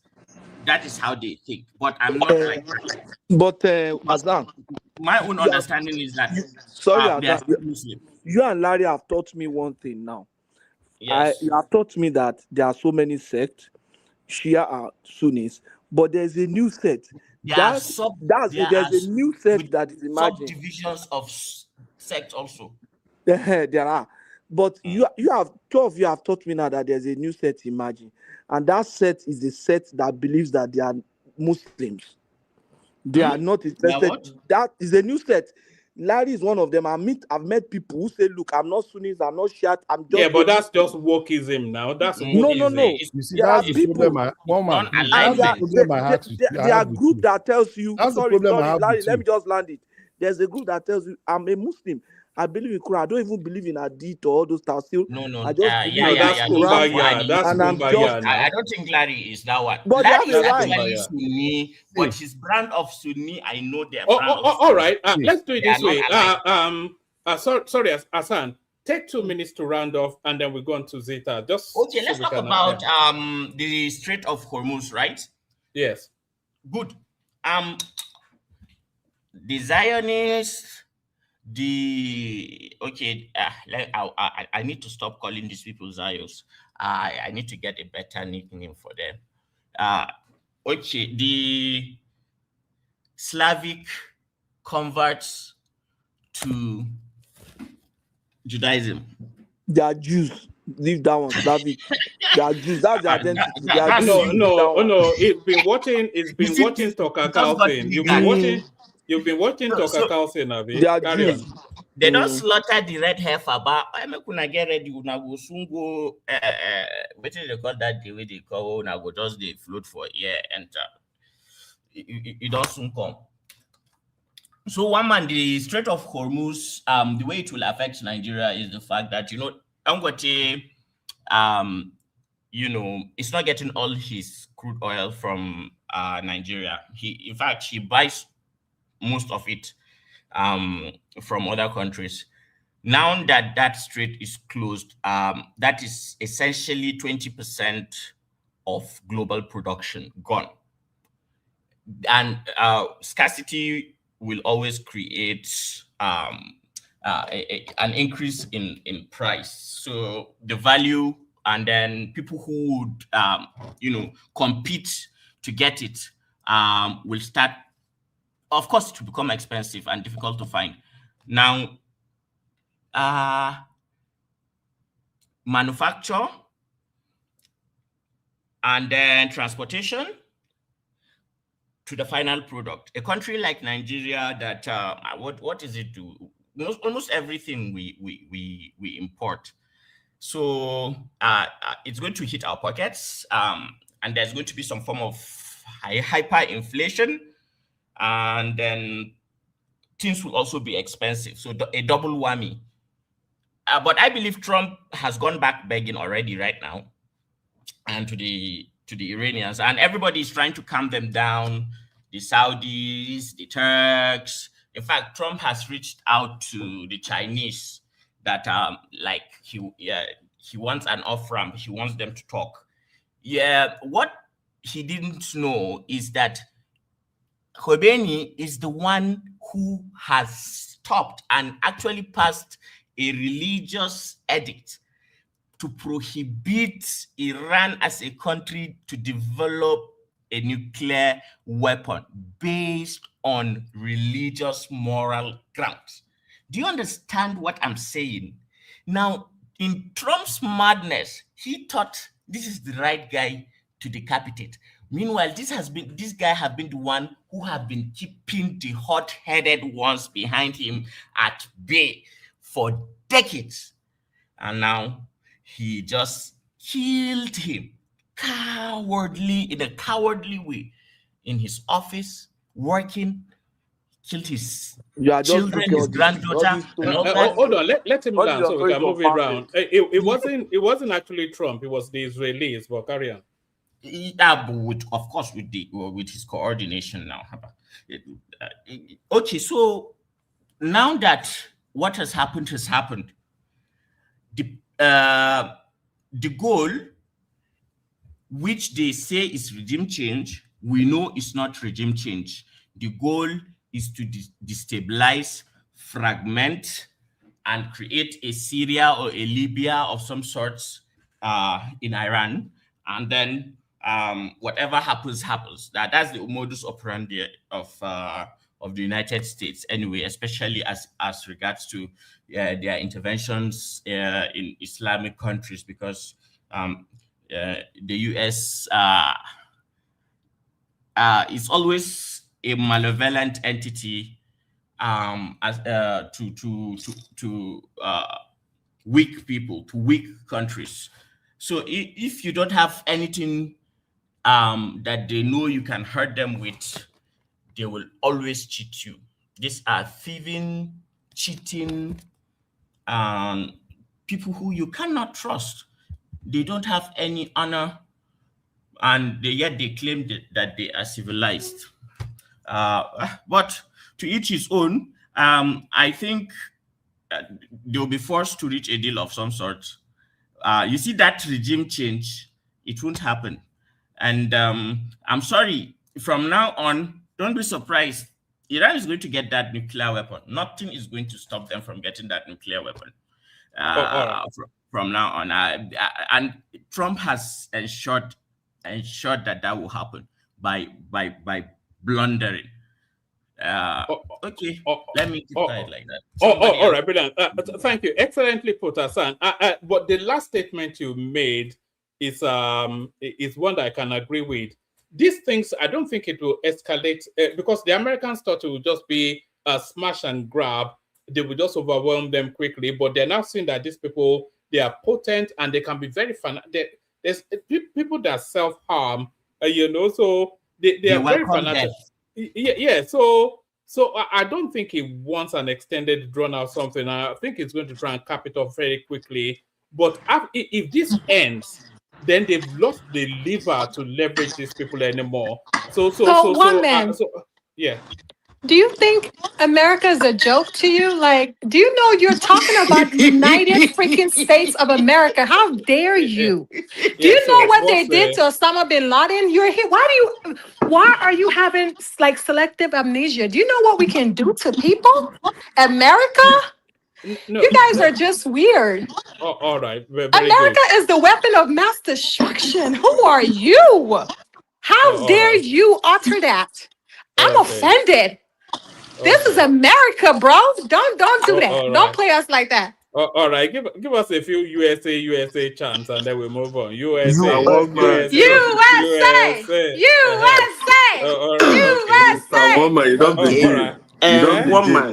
All right.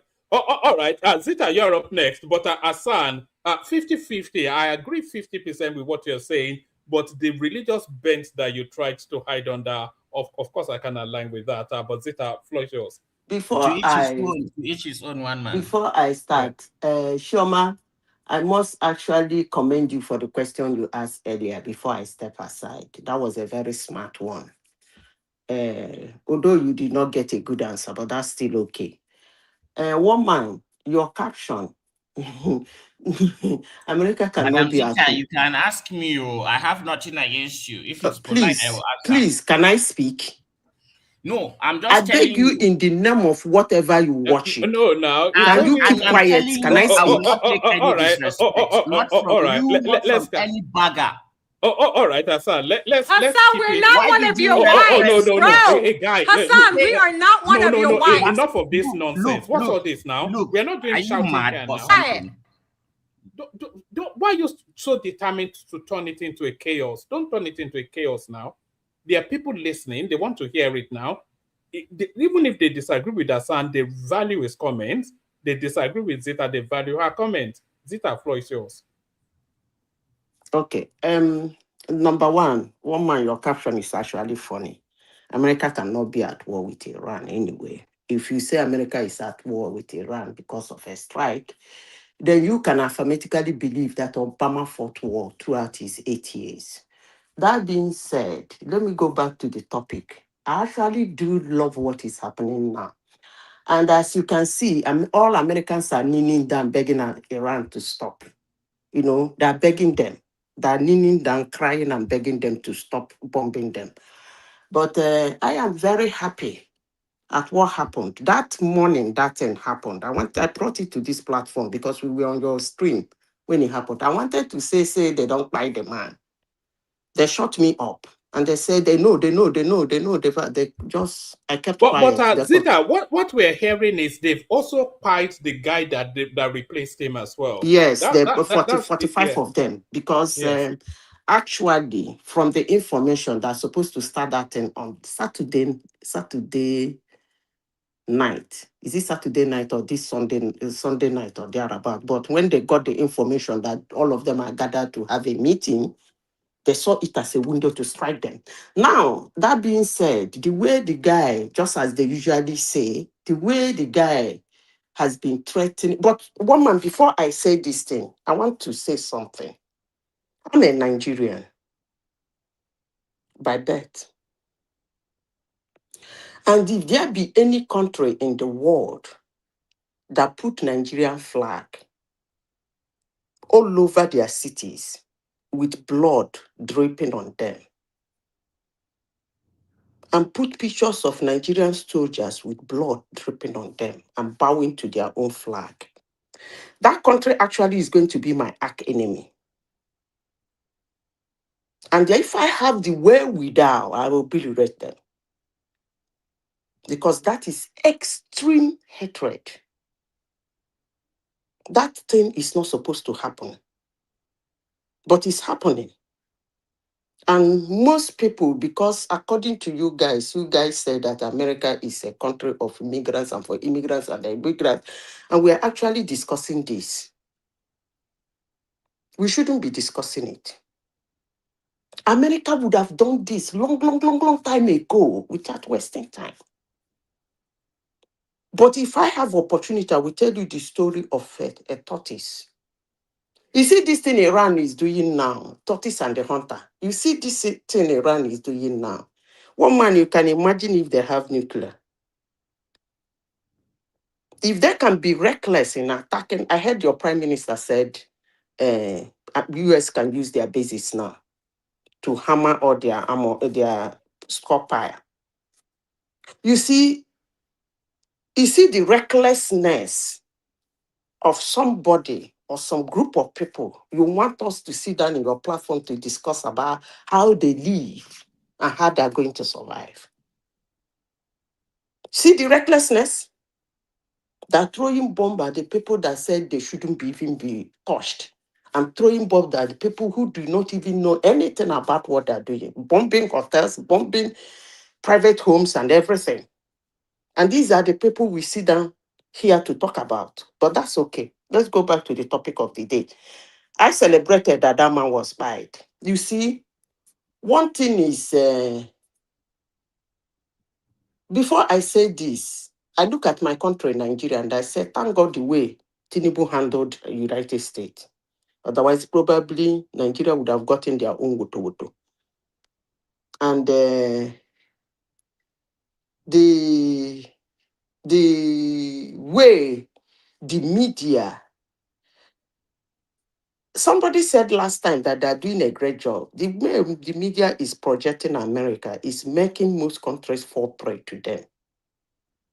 America is begging for Iran to stop bombing. Really? Okay, no problem. We see how that ends.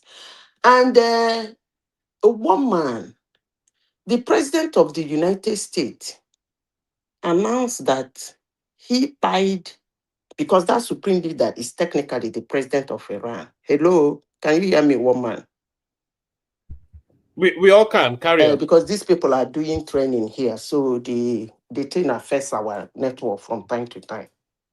What do they call them? NATO, they're doing training here in Norway. So the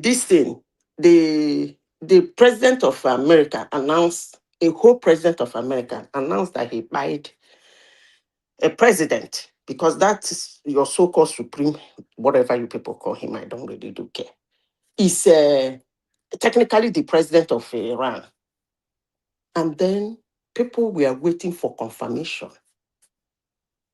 That's how far the media has polarized the world. They're waiting for confirmation from Iran or from any other place. And then forget that these people own the space. America owns the space. They see what they want to see. They kill what they want to kill. Hate them, like them, I don't care. They own it for now. Maybe in future, another person will take over.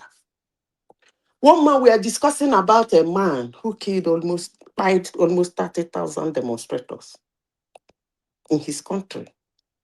Without shame or reproach, he didn't care. This is a man who threatened fire and brimstone on America if they dare bomb his country. And they took him out even before the action started. Well, they're doing themselves woto now. So let's see how it will end. But I can assure you it's not ending in 3 or 4 days. No. If care is not taken, that country called Iran will look like Gaza. In a few days' time, trust me. That is the end. It will look like that. But if anybody wants to find them and say they have all it takes, that is fine. They want it to turn to a regional war. They want the all Arab countries to bomb them so that they will maybe, I don't know what Russia that is weak already promised them, or maybe what China promised them. But one thing they should realize that United States, one man, when I hear people say Americans don't want to go to war, it's actually laughable. Because it's either they're ignorant or they're not well informed. Because that is what their country is known for. They are the only country their national actors talk about war, bomb, and how their flag stood flying after they finish what they were doing. They make arms and ammunition. And their own is not like China. It's not for show. They don't keep it as showroom and label the specs. No. They make their own to test it.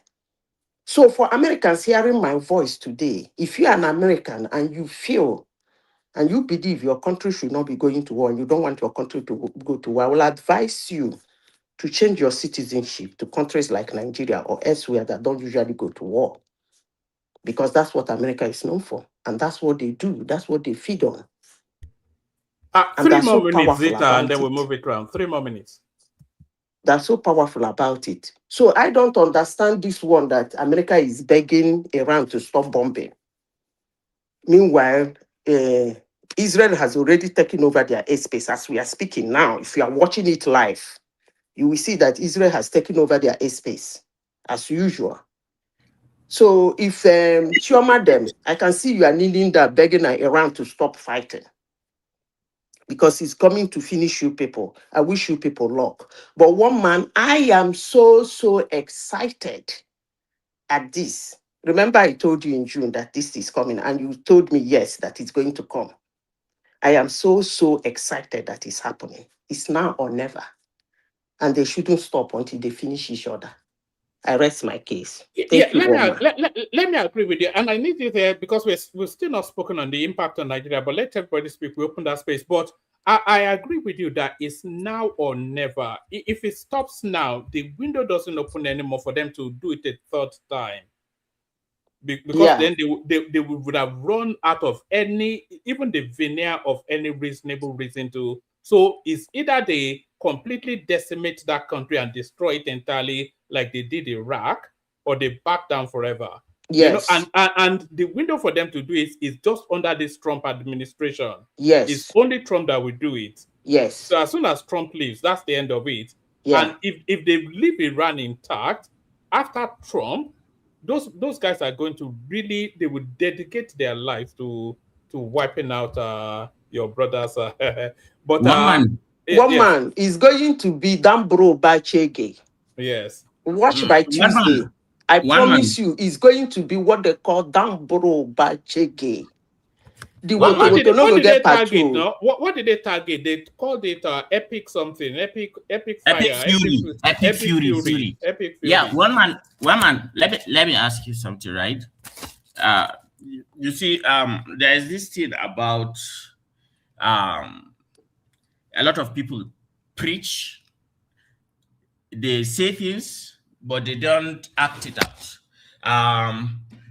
They say you don't know somebody until that person gets mad, or that person gets power, or that person gets money. That is how you begin to see the core of what that person actually believes in. So here's a test experiment, right? A lot of people are saying that the goal in Iran is regime change. That's what the U.S. Department of State has said explicitly, and that's what Trump has insinuated. However, what is emerging from what we know of the Americans in the past is this is no damn regime change. This is fragmentation, destabilization, creation of a form of civil war, destroy, harm the country and all that. So I just want to ask you, as a human being, where do you draw the line between the innocent and the leadership? I'll be drawing that line only if I concede to your preamble, which I don't concede to. I don't agree with collective punishment. No, I don't agree with collective punishment either. But hold on, I don't agree with the premise that the object of the exercise is just to destroy and decimate that country for no other reason, maybe because they hate their religion or anything like that. I don't agree with that. What I think is that hold on. What I think is that the only real potency that could challenge Israel in the Middle East is Iran, because Iran are calibrating militarily. They already have a weapon system. They are the biggest manufacturers of weaponized drones now. Even some of the drones that the Americans are launching at Iran, they are Iranian drones recalibrated by the Americans. So it's a heavily, highly weaponized state. And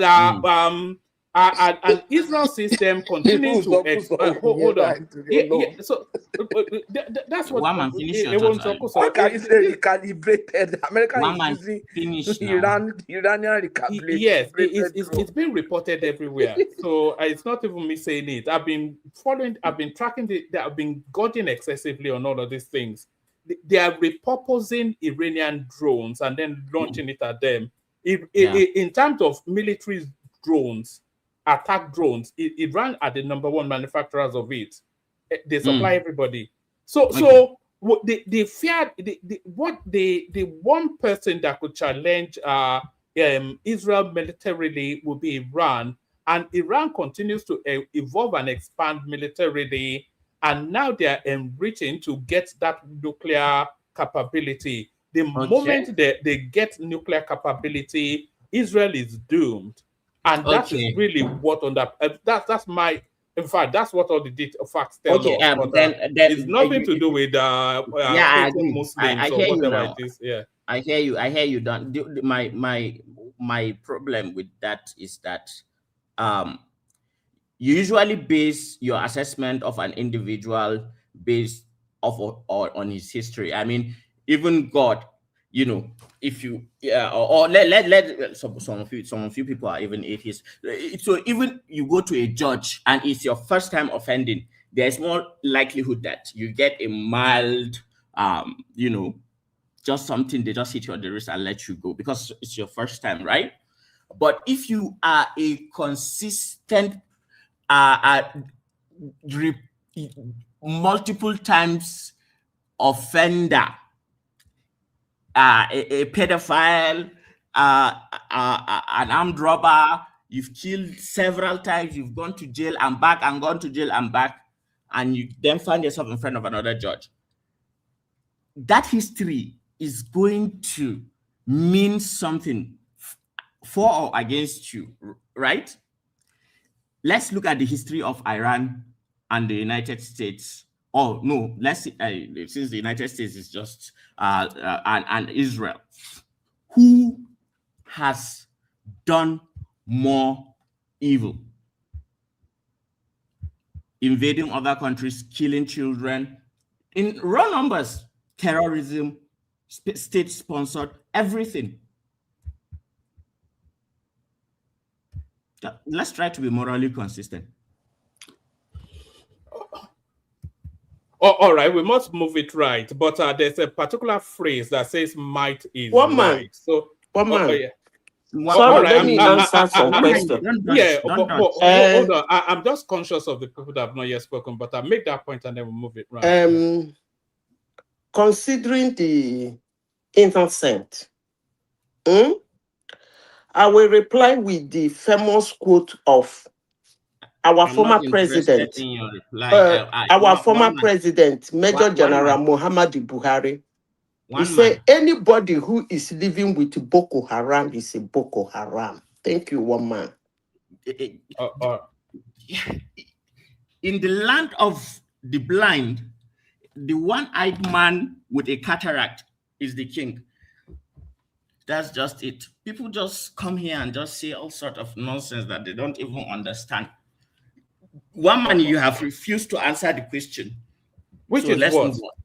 Which is what? To be fair, and look at the history of countries while judging them, not just to listen at propaganda. Now, if I ask you, a lot of people here have said about Iran killing 30,000 people. I will give I'll give $300 now if any of you can produce a verifiable evidence of that 30,000 people that Iran murdered. $300. What is $300 in Naira? 140. Around 430,000 Naira. I can stake it now. Anybody that takes that challenge should take it. All right. Put your money where your mouth is. All right. I don't know what verifiable evidence actually means, but let's move it around. It's propaganda. It's a lie. So, but on what authority are you saying that? You are not saying it with any authority. You are saying it from a position of bias. Of course, I've given you my conditions. If you want to counter it, put on $450. Let's get somebody who can transfer the money to. Let that person be the intermediary. Ajale Koko is no longer here. Ajale Koko used to be our, but all right, Hassan. Let's do 5 minutes, and then everybody, and then we open it up. I'm done. No. Yeah, but stay with us for as long as you can. I know it's early hours and you probably need sleep, but we kick it off with Patoski to Larry to Echo. So we be a bit rigid with the 5 minutes, just so everybody can come in, and then we open it up. Patoski, floor is yours. Yeah, can you hear me? One man. Yeah, perfectly. Carry on. Now it looks like I can only hear you. I can't hear other people. So when they are talking, I might not hear them. Yeah, let's just take the religion out of this thing. Let's look at morality. Let's look at the rightness and the wrongness of it. When I saw the videos from Iran, one fact that comes to me is that they try to also demonize the regime, but it looks like the regime have a sizable number of people who still support them, who wants them. And that is the truth. And if you have a larger number of people, I'm not saying they are the majority, but if those people are the majority, then why would you have to force a system on them or want to take them out, want to take their leaders out? If the majority of the people say this is what we want, you understand? Because I saw few people rejoicing, and I saw a large number of people mourning and because of the man that was taken out. So I think America needs to look at that. You understand how popular with the Iranian or among the Iranian is their decision. Is their decision popular with the Iranian? Is it what they want? Or is it just that you are pursuing a particular interest? I know they have interest they are pursuing, but we need to really address that. Now, but from few people that I've had the opportunity to meet here in the West, it looks like the Iranians are really not happy with the way the country is being run by these people. And these people that I say I take religion out of it, but the ones that I met, they are Muslims. They are not. Though I met a Christian, but I mean the Muslim also. They don't seem to support the regime the way it's being run. They just feel that Iran has a lot of resources and they have a lot of potentials, and they feel that somebody else could do a better job, or that place is probably would have been better if they don't have all those restraint that is being put there by this religious structure that the country already has, that the country currently have. So they feel that that should be taken out of the way. And before now, you could remember that there have been protests, people being harassed by moral police, and especially among women, just like we have Isba police in Kano and the rest. And there was a time they were protesting and people were kissing on the street and stuff like that, just because they just felt that no, they want their life. They don't want the government telling them what to do, how they should dress, and how. So there are numbers of people like that. They want a more liberal society, especially among young people. So that is another way I want to look at this. So it's neither here nor there. But if you look at the geopolitics of that region, you discover that the neighbors of Iran, take Israel out for example, don't even without Israel, the other neighbors of Iran, they don't want an Iran that has the nuclear capabilities. Saudi Arabia does not want that. Definitely Iraq does not. Qatar, UAE, I'm sure Oman, all those countries, they don't, because they have seen what Iran has done in that region. How Iran is sponsoring Hezbollah, how Israel has been sponsoring the Houthis in Yemen, how Iran's been sponsoring terrorism in other places. And so they don't want it. They don't want it. And that's why you discover that their bases are available to America. And then the way Iran is bombing now, those guys, they might have retaliatory attack from countries like Saudi Arabia, and I don't know what UAE intends to do, but you could see what Iran is doing to UAE, and you see all those countries might eventually be drawn into this fight. You understand? So they don't want Iran. They are not comfortable with Iran.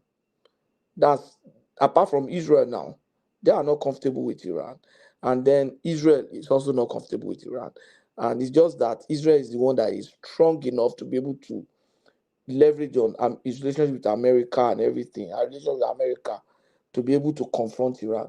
Those other countries, Qatar, for example, cannot confront Iran on their own and stuff like that. So that's why it looks like it's just an Israeli fight. But to me, it looks like, yeah, it's principally an Israeli fight. But Israeli is the warhead now for countries like Saudi Arabia and Qatar and UAE and the rest. So that's another angle to looking at it. But the point is this: America has sent a message to the rest of the world, and Trump has succeeded in communicating himself. He said he's trying to build a stronger and richer America. Now the world have seen that America is very strong. America is going to be more respected among the nations now. We might not like it, but he has been able to do that. Look at what he did to Venezuela. Look at people think Russia and China is going to do anything. China and Russia aren't going to do nothing. They are not even close to America in strength. Too. All those ones 3 more minutes, Patoski. 3 more minutes. They say Russia is this one. Obviously, now anybody that is thinking that Russia will back them, Russia will support them, you can see now nothing is going to happen. If, for example, you're an African country, you are making noise, we have Russia, nothing is going to happen. It's just like America does not have your time. Russia is not going to do anything. China is not going to do anything. You are just going to be on your own. In the next few days, you will see that. Actually, Patoski, even the Russians don't have the window because they are militarily depleted with this 4-year war with the Ukraine. So I don't think they either have the money. It's only China that can really, but they don't care. They're just here to do business. China will just like, they are not, they don't have interest in that kind of thing. And look at what America has done with Iran first. In the other 12-day war, they destroyed some capacity, military capacity. The rate at which Iran can recover and produce missiles now is longer than when they had capacity. And they destroyed the capacity in terms of human resources. There are nuclear scientists, I'm sure beyond nuclear scientists, some other human beings that are relevant to their weapon, to their ordnance production and everything had been taken out. So all those things, they use that 12th day, and then now they are coming. They are coming. Are we not misrepresenting facts here? Hold on, Chairman, you have been, let me just finish. So to me now, no, some things did not happen now. You're saying Iran is weaker. Iran is weaker going into this war than they were before that 12-day war. Because, they've been depleted. And from what we have seen, that their leadership, in terms of human capital, their leadership has been, in the last, between yesterday or 2 days ago and now, they've been depleted seriously. And that's a very huge part of their strategic operations. You take out that number of leaders, the new guys are coming in, trying to settle and trying to now re-strategize. Now you have given some window for Israel and America and UAE and Saudi Arabia and the rest to just go in and try to finish up. That's what's going to happen.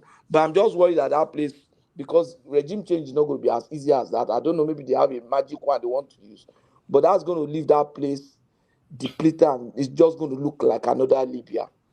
Except the Arab I agree with you. I agree with you on the regime change thing. Not something that can easily happen. It cannot even happen like that. Because they have an inbuilt succession system anyway. Very sophisticated one. Which still falls under the same ideology. So it's not a matter of taking. It's not like buying Saddam Hussein and then Iraq everything collapsed. No. This country is run by a committee. It's run by a committee. There's a structure, a system, a bureaucracy. One of the things I don't know. One of the things they can do, and I won't be surprised you're already doing that, is to hit that system and empower the minorities or different groups in that country. I think the best thing is to bring Iran back into the Committee of Nations. No, I'm just thinking of that's the best thing. But don't over-sanction them. They're human beings. If you look at Iran of the 70s, it's not like Iran of now. Like it is the sheer what do I call pressure. Hassan, I agree with you. You just made one very brilliant point. The round of the early 70s is run by Pahlavi now. Yeah, human beings, for God's sake. All right. Let Patoski land. And then you come up with you come after Emeko. Let me just close with this. So I'm seeing that if American cannot succeed in ensuring regime change by getting replacement for these people that are there, they might end up because they do that in other countries, they might end up arming some groups, minorities and other groups, and then there will be those ones will be the one doing the war and the empower some people. Maybe in another few years, if care is not taken, you might have a fragmented Iran. All right, brilliant. I agree with that. Echo, you're up next. 5 minutes. Regarding the situation that Oh happened. man, am I not supposed to be the next person? Sorry. Did I say you? Okay, Echo. Let Larry go first, and then you come after him. Sorry about that. Okay, yeah, thank you, woman. And let me try and clarify some things. At least I have my time to clarify things now. You see, the problem I have is this: a lot of people do not really understand Islam, and that's particularly people that are non-Muslims. And a lot of people have been eating under Islam. I've seen a lot of people talk about, Hassan has talked about the sects and different sects, right? Those sects do not represent Islam. Just like Christianity, we have Christianity, there are different sects within Christianity. Whatever they do does not represent what that religion is all about. Today, if you talk about Boko Haram today, is a sect. Does what they do as Boko Haram, does it represent Islam? No, it does not represent Islam. And these guys in Iran,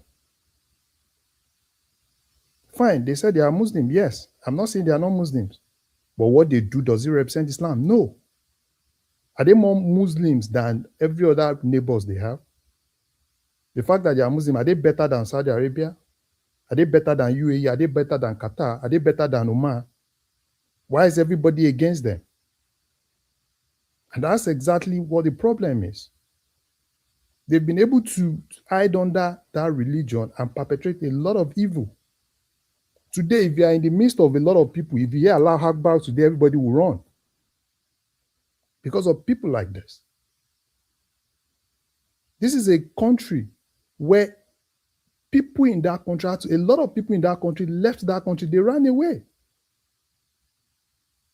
If you go to in US today, there are a lot of people that I know in US that are from Iran. But when you ask them, they will tell you they don't want to go home. Because what these guys do, in as much as they know that you are against them, they go after you, they finish you. That's all of them are running out of that place. And Patoski was saying something, oh, they have people that are sympathetic with them and this and that. If today, Boko Haram today in Nigeria, there are people that are sympathetic to whatever Boko Haram is doing. If they kill a leader of Boko Haram today, you still see people that will still mourn. That's a normal thing anywhere. Even the devil today, if the devil today, there are people that are legends, that have allegiance to the devil. So, if you have neighbors, number one thing you ask yourself is, why is it that all their neighbors, all their brothers are afraid of them? Why is it that all their brothers do not want to associate with them? Because they know how deadly they are. And they hide on that. They said, oh, they are Islamic Republic. Islamic Republic of what? Look at every other spaces where they have their people. What exactly are those people doing? What exactly are they really doing?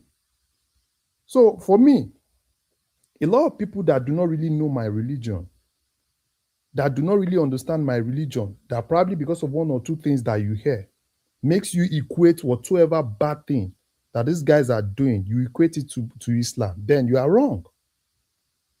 And that's my own thing. That's not Islam. These are guys that they indoctrinate people to extent, to a point that somebody will now think of, oh, I'm fighting for my religion, I can do suicide bombing, all because I'm fighting for my religion. And that's not it. That's how they brainwash a lot of people. A lot of people are allegiance to them. A lot of people every day, they believe that they are doing the right thing because of brainwashing. So I don't have a problem. Whatever I make for me, right? Do I want them to kill the Ayotol? Those guys? No, I don't want them to kill them. But I want them to demystify everything they have that is making their brothers within that region afraid of them. Let people go in. If they say today, even people that are saying Iran, if you say today, give them visa of Iran, give them visa of any Western country, they would rather go to that place than Iran. But they always say, if you go to northern Nigeria, I've seen a lot of them, and somebody has a very cogent question on this platform today. Those people, even all those people that are not Shiites, people that are Shia, people that are everywhere, that are pro Iran, pro everywhere. Why are they not speaking about the rubbish that is happening in Nigeria? Why are they still seeing those guys as their brothers? In the north today, every Friday they still go to Juma with all those bad guys. And everybody will hide under, because people do not really understand the religion. These are people that will hide under the religion and perpetrate every evil. Everybody within the Middle East is happy. Why are they happy? Now, okay, Larry, fine. You said, Larry, wait, let me finish. sorry for interrupting you. I want to finish my time. I want to. No, I'm just going to give you the chance to just enlighten me a little bit before you pass this juncture, please. Okay. Please. Okay. Regarding every Friday in Nigeria, people go to mosque with bad guys. Is it Boko Haram you're talking about, or Shia? Boivu Boko Haram. Are you telling me that the people in the north do not even know where they reside? Are you telling me that they don't know them? Not in my town, no. Not where I am. Yes, a lot of these guys, even there was a video that I saw, right? That they were doing wedding. They were doing, as in, a lot of people, if you say in your town, fine, I don't know your town. But there are a lot of people in the north that know those guys. A lot of people in the north know where they are. They even come every Friday. Wait, let me talk. They come every Friday during Juma. They know them. And these are people that perpetrate a lot of evil. That is not disputed. And because they see them as brothers. And the problem is, you don't, for me personally, I don't see everybody, because everybody hide under Islam. And you see them. Wait, let me talk. If you are perpetrating evil, I won't say because you are a Muslim and I'll see you as a brother. No. You are not part of me. You are not part of me. Today, like I said, any slight place, if you're in a public gathering, just say Allahu Akbar, everybody will pick race. Because this is something that these people have been using to perpetrate evil. 3 more minutes, Larry. 3 more minutes.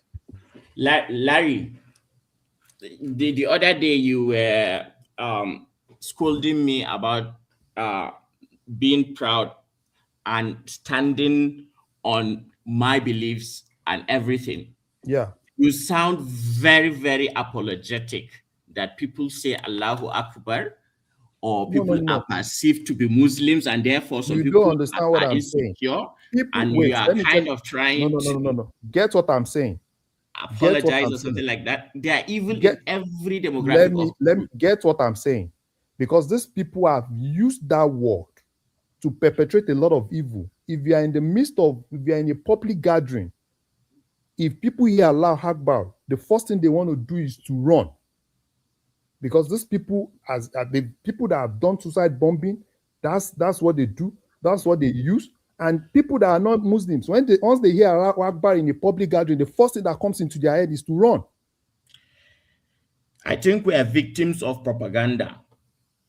Which propaganda? Have you not seen several instances that this Boko Haram guys shout Allahu Akbar and perpetrate evil?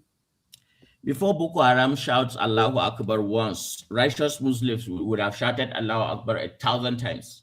See, people don't just shout Allahu Akbar everywhere, right? These guys have used the same Allahu Akbar to cause a lot of havoc everywhere.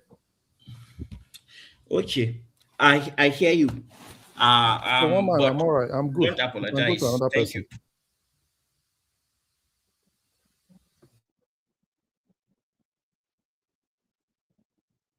Yeah, before the next person said, I agree with Hassan that no, that yeah, this bad Muslims, or whatever you want to call them, they've hijacked, a certain part of Islam.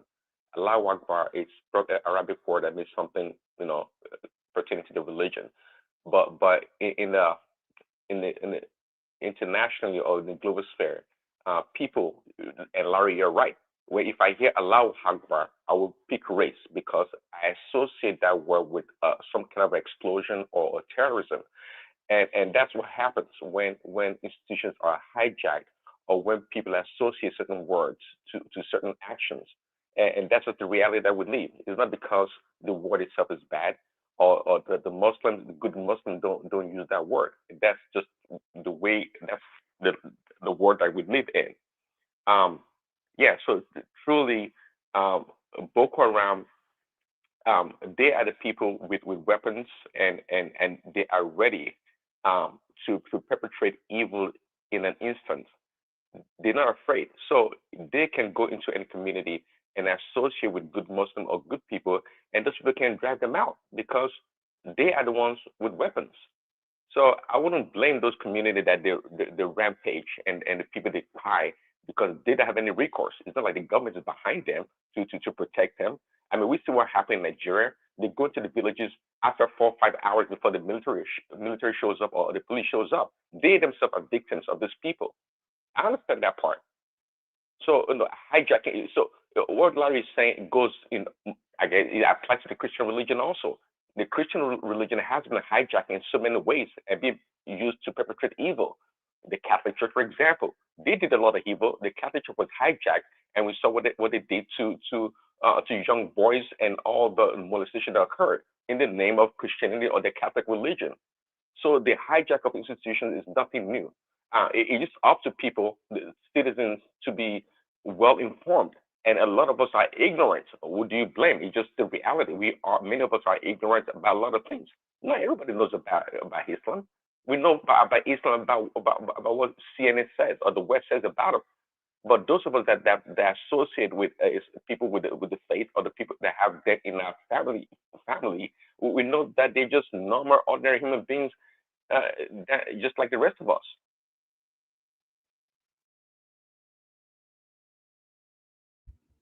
All right. Bring it home, Larry, and then we'll go on to AKO. Larry, anyone there? No, woman, I'm done. Prince Daddy, thank you for that. Thank you for putting things in perspective. Thank you. All right. Is it AKO or AKO? How do you want us to pronounce it? It's the male AI. It's just I just put my. I know you changed it just so you don't clash with yeah, AI. don't clash with Madam AI.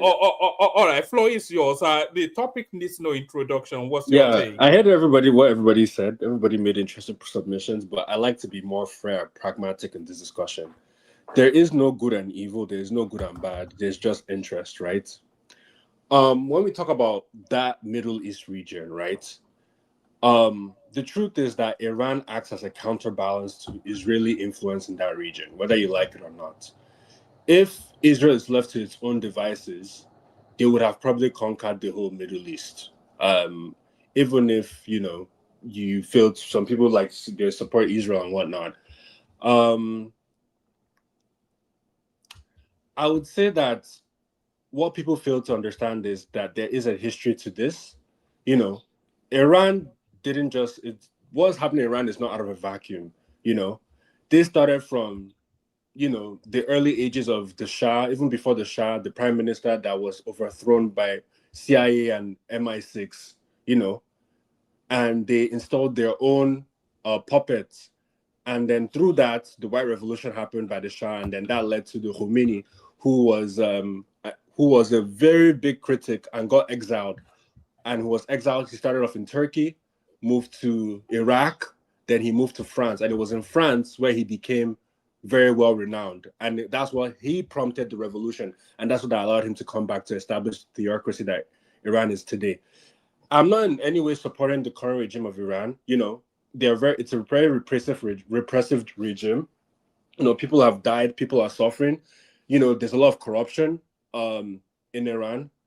But the truth is, at the end of the day, all what is going on in that Middle East is manufactured by the West, And I find it so ironic because when Trump came into presidency, the first thing he said was that he wants Middle East has come of the age to govern their own affairs, their own relations. However, on the contrary, you see here he's come to plot the assassination of the Khomeini, which for me doesn't make sense. I know people say, oh, if they have access to nuclear weapons, they're going to obliterate the whole region. But I fail to disagree with that. I disagree with that notion because at the end of the day, the idea of having nuclear weapons acts as a deterrent against any hostilities that may come. And that hostility is primarily from Israel. Now, Saudi Arabia has never liked Iran, because Saudi Arabia wants to be the major regional power, and by using Israel as its proxy to fight Iran, Saudi Arabia fails to realize that if Iran is, destabilized, that would lead to Israeli domination in the whole region, and all the Gulf countries will not be saved from that. They will not be saved from that. That's the truth, and that's why you see Saudi Arabia probably turns its eye when it comes to relating to Gaza. Because at the end of the day, they feel their major threat is Iran. In terms of the attacks that happened, in Dubai and Abu Dhabi, I don't think that is a shocker. All is fair in war. There's no morality. Nobody has. U.S. is not moral. Iran is not moral. Like I said, there is no good or bad. It's just realpolitik, And at the end of the day, I don't see why, Iran is being made out to be I think also something I should highlight is, and I think I'm happy that Hassan said that, if there really wants to be a regime change, the first thing US should have done is to remove those sanctions completely. That is the big solution. Sanctions do not work. Sanctions just entrench any repressive regime, and it just stifles and it makes things worse. Sanctions, you've seen, wherever the US has enacted sanctions, we've never seen anything good come out of it. And you have a situation where Iran is in a very difficult position now, because on one end you have a repressive regime that has turned into theocracy and that is affecting the average Iranian in Iran.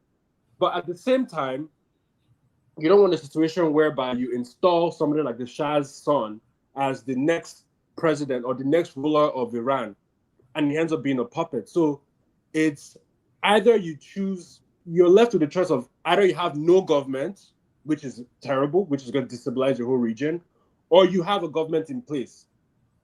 And that's why I believe I agree with Hassan's submission that the first thing that should have been done is to remove the sanctions. And through that sanctions, what you can start to do is that you start to open the eyes of Iranians and see that what they need to understand what prosperity looks like. And it's through that then they could then have their own form of protest and form of opposition against the government. Even when you look at how the Shah got disposed, it was via the Khomeini when he was in France. So that should be the same method that should be used to basically get rid of the theocracy that the Supreme Council that really currently rules Iran. Aku, thank you for coming. Thank you very, very much. This idea of the US and let me give you one context that you missed around your point around Iran attacking UAE, Qatar, and all of these places, right? Before everything began, all these countries were hosting United States military. They've had military bases and all that in America, American military bases and all that. Now, the Iranians said the hotels that they targeted and all the places they targeted were places where US, NATO, and Israeli personnel were documented, traced, and tracked to. No. I agree.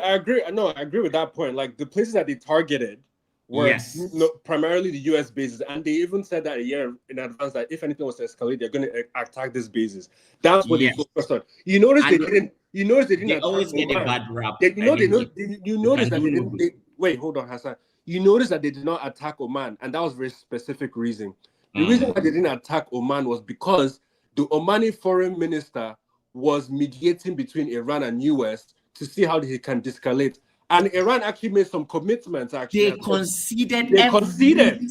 So this idea that you're making Iran, I'm not a supporter of Iran, the repressive, but you can see that they were making steps to be conciliatory, and it's just I'm sorry to say this, but the prime problem in the Middle East is Israel, whether you like it or not. That's the blunt truth, you know.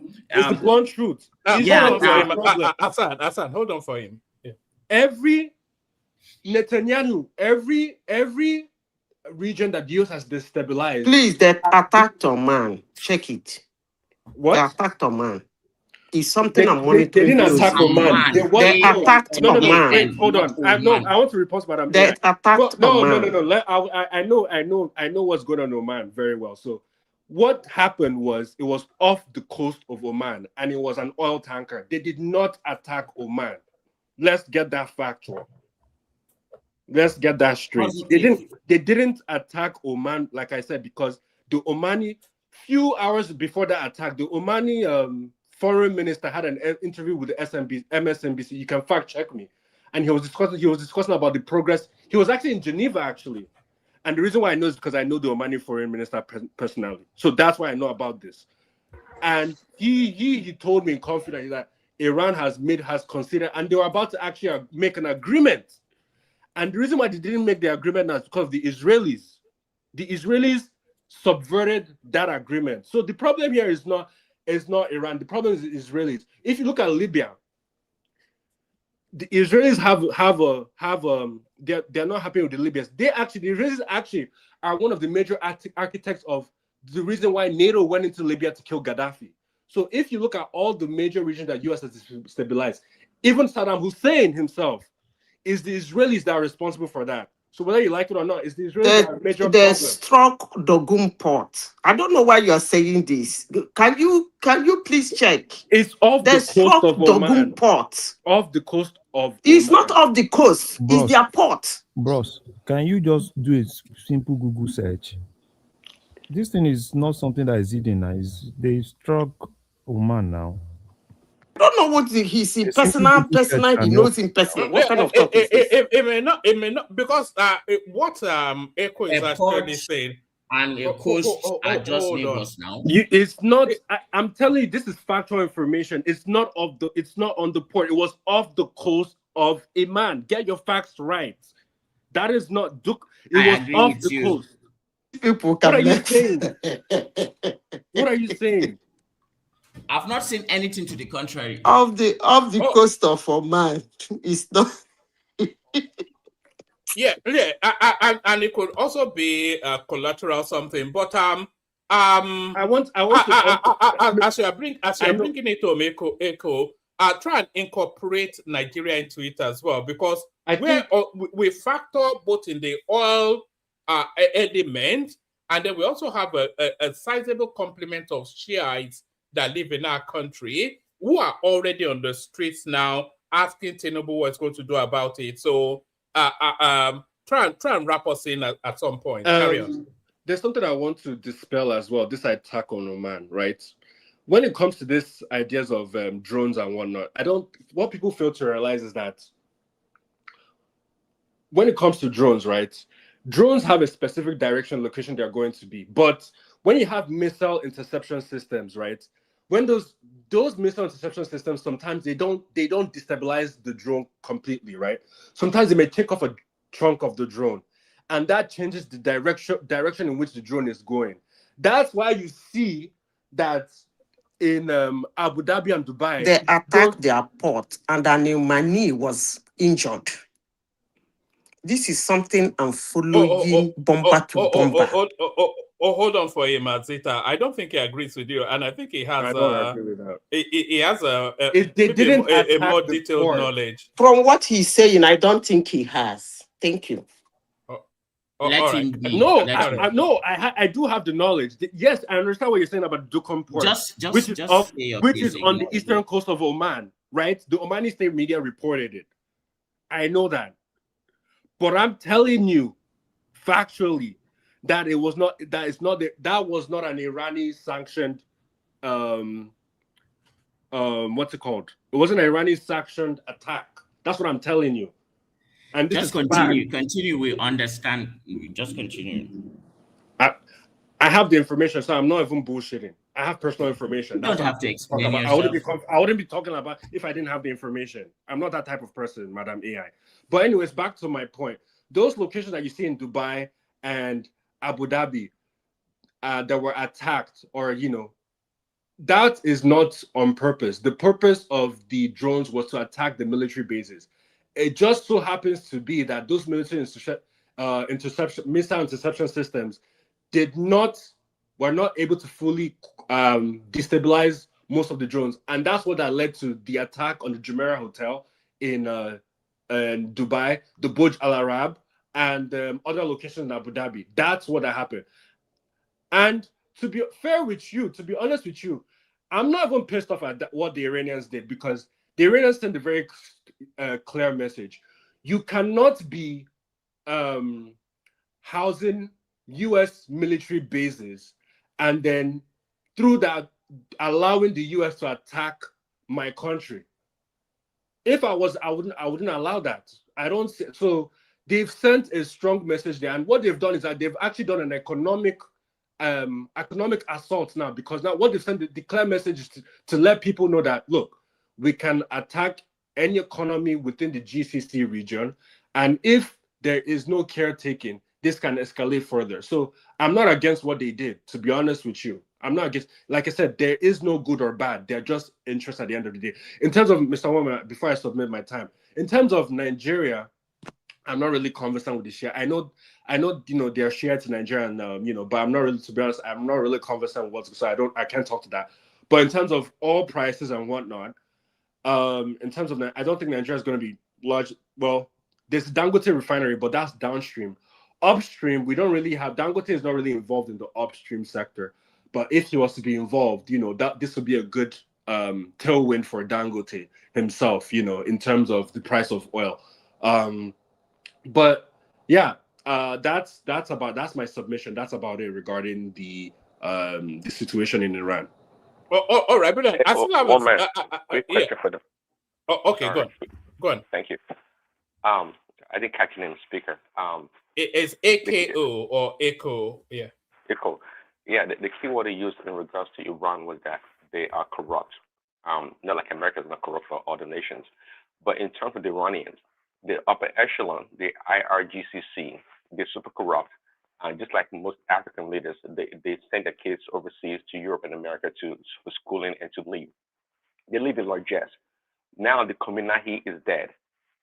What do you think? Do you think the IRCGG, do you think they have it in them to continue this battle, or do you think they will capitulate? Because at the end of the day, they love their skin too. They love themselves.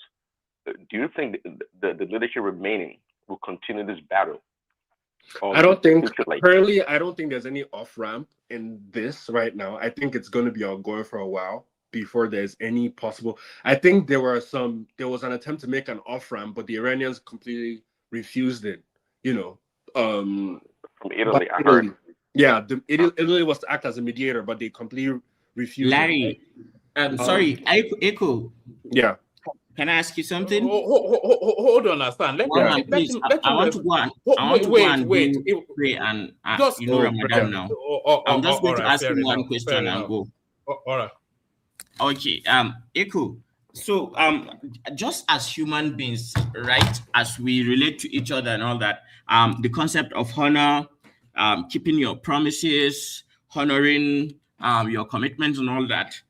If you were to walk in the shoes of Iran, go back decades, you know, a lot of treaties, understandings, and all that, and so many betrayals up until the time, and assets frozen, economy sanctioned, and all that till the JCPOA, right?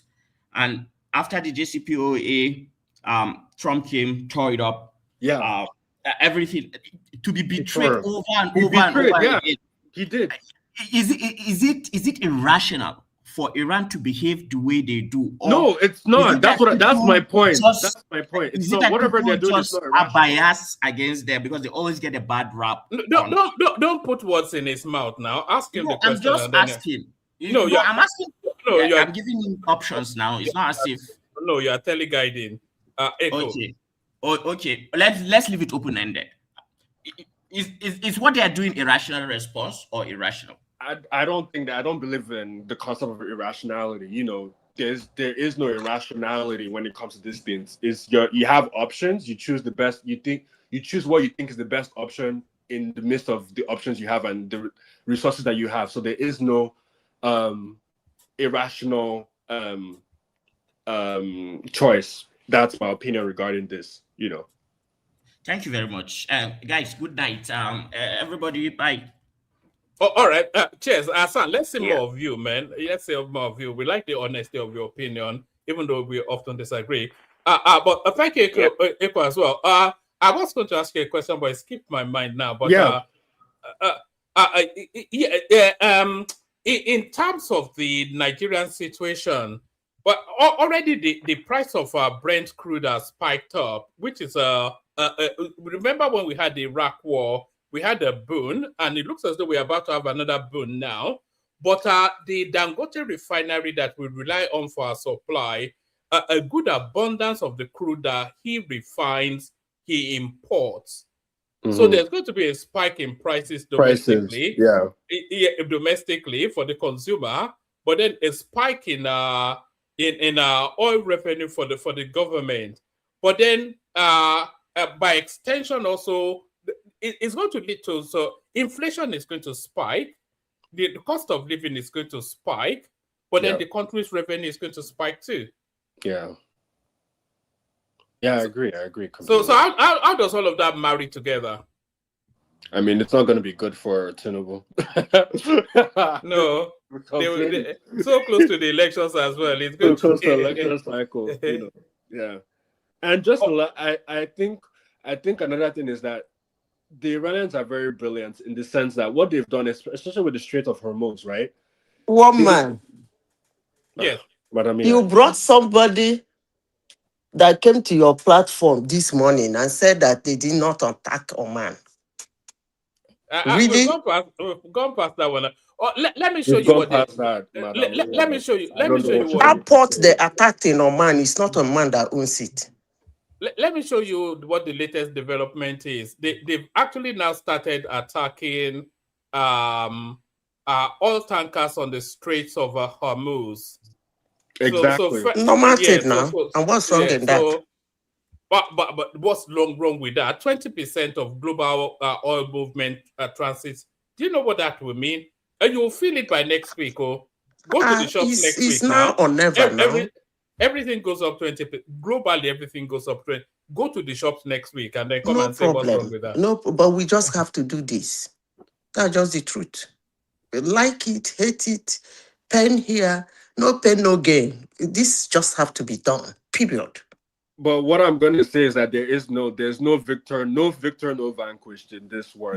Ultimately, I don't care what you people say, but I just want them to see it, the place like Gaza. That's all. Madam Zita, and that's not going to be possible. You know, the thing is this: all of us are just talking as if this is the war that has just started. Yeah, it has just started. It's not going to last anyway. I don't think. No, I don't think it's going to. One man. It's not going to last. This is not a war that the US can win. That's what I'll tell you for sure. They're not winning. Please, it's not a war. Wait. Why do you want to have Iran like Gaza? That's kind of almost ridiculous. Whatever the case is, there is an objective. People that live there, they have families. In this particular confrontation, US has an objective. Israel has an objective. Exactly. Right? And everybody neither of those objectives will be achieved. No. Exactly. You said neither of those objectives will be achieved. And when they've killed US has basically killed almost 48 of those guys, the leaders. And you're saying they've not achieved anything? 52 now. 52 now. In how many hours? It doesn't matter. It doesn't matter how many they kill. I don't know.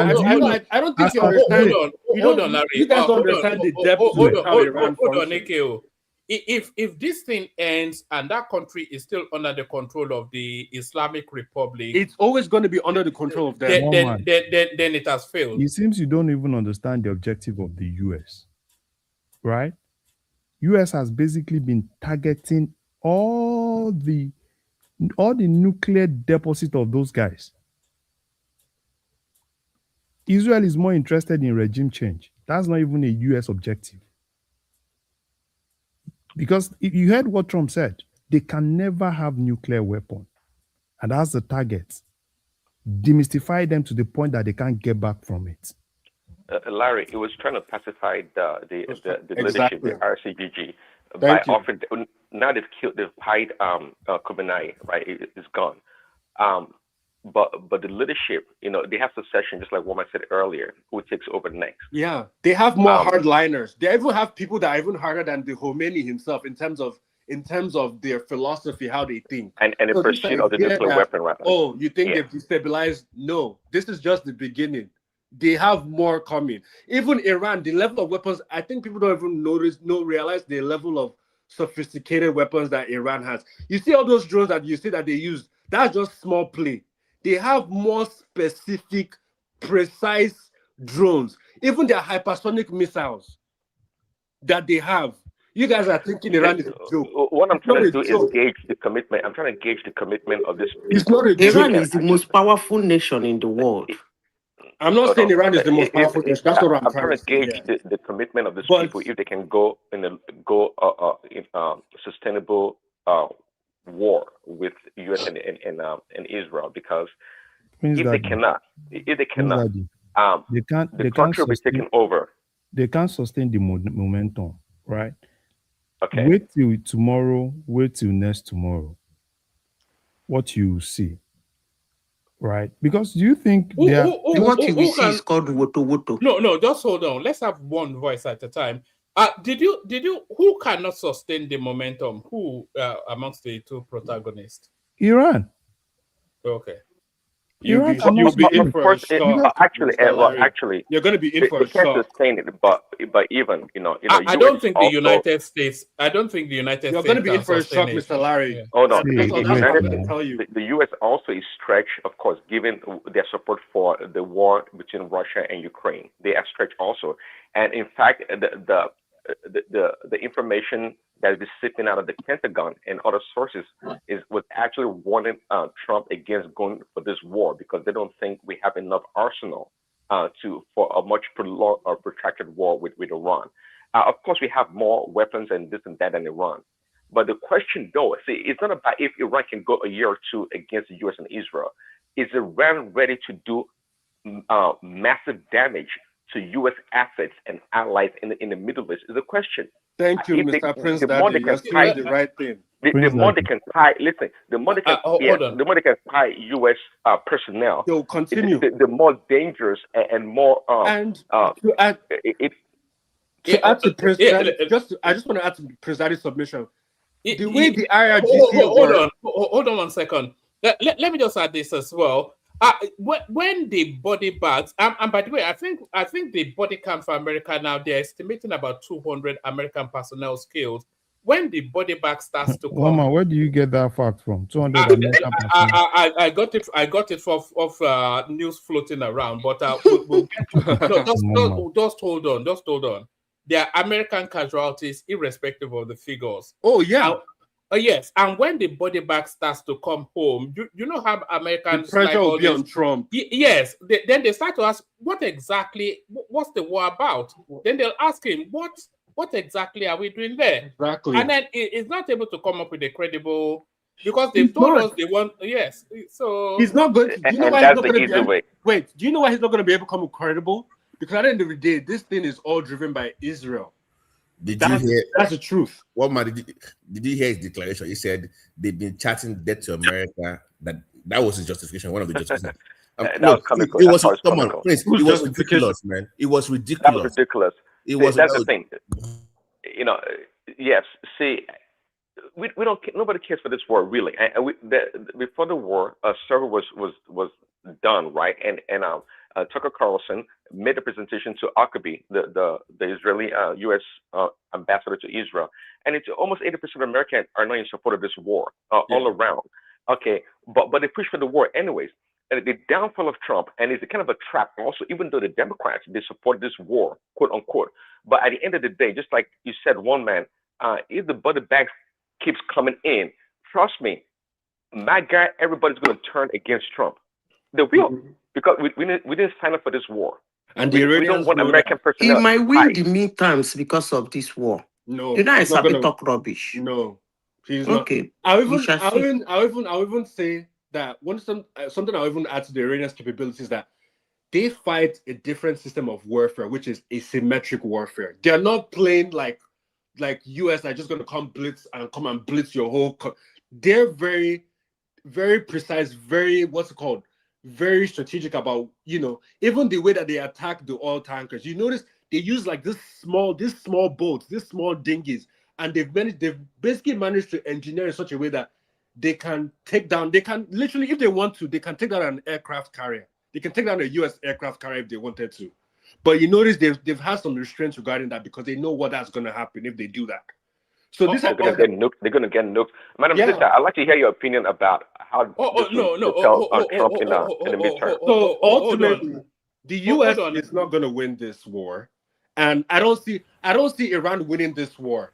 What do you mean by winning the war? No, guys, hold on. Everybody, hold on. I want Corner Tree to come into the conversation. Yeah, it's been with us for a good while, and we've not yet heard this submission. BT is here as well. But before we hear from Corner Tree, can everybody listening to us now, can you look at your device? If it's not saying subscribed, then can you click on it to say subscribed? So everybody listening to us now, interacting with the session, can you please make sure that you are subscribed? Corner Tree, you have 5 minutes. The conversation doesn't need any introduction. So it's Trump trying to start World War III, Corner Tree. Yes. Well, thank you for having me, and this is very important discussion. And I want to start by making a claim, and here's my claim. My claim is Israel is a security threat to the rest of the world. It's the biggest security threat to the world. It's actually not Iran. Thank you so much. It's the reason this has gone on for over 5 decades. And by the way, to my sister that believe that Tehran or Iran should become Palestine, that is very sad to hear that. But let me put that aside. This same Iran that they're accusing of all this nonsense for over the last 50 years, this was the same Iran that came to the rescue of Nelson Mandela and South Africans, the Black South Africa, when Israel and the United States were oppressing Black Africans in South Africa. This same Iran came to the rescue to help Lebanon out of Hezbollah. Hezbollah was born out of the invasion of Israel in Beirut in the 80s. That's where Hezbollah came from. Hamas came from the 80s to defend their land and people. If you look at where Tehran and this revolution, this Islamic regime that we call regime, what they have stood for in the last 50 years, they have been on the right side of history, while the propagandists, the people that we believe are so-called the guarantors of international law and morality and all the other BS and nonsense, they're the one committing genocide. We saw what they did in Gaza. They didn't even hide it. We see on their first strike in Iran, it's not an elementary school. And these are the same people that speak of women freedom, to be free. To be free from what? From the hijab? Oh, people, please. Iran, for over 250 years, have not invaded any country in the Middle East. Not alone anywhere else in the world. How many countries Israel have invaded in the last 2 years in the Middle East?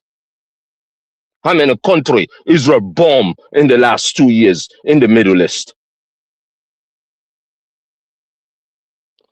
It's insane. It's insanity how we see Israel participation in every conflict in Africa over the last 40, 50 years, including my own country, Sierra Leone, the Blood Diamond. Where do you think all the diamonds that came out of Sierra Leone through Liberia end up?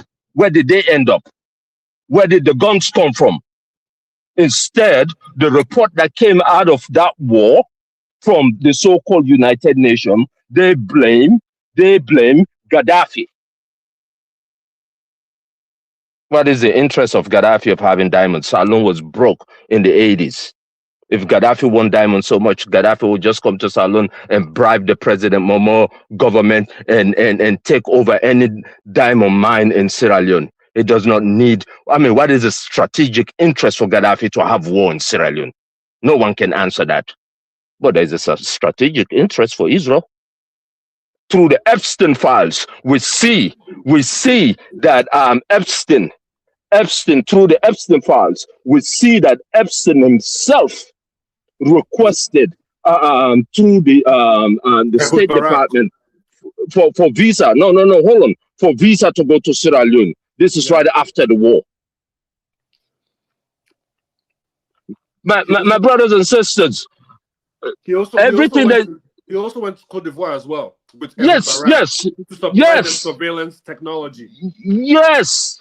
Their hands in the wars in Africa up to today, and we see that in Sudan today. We see them helping UAE with the genocide that is happening in Sudan today.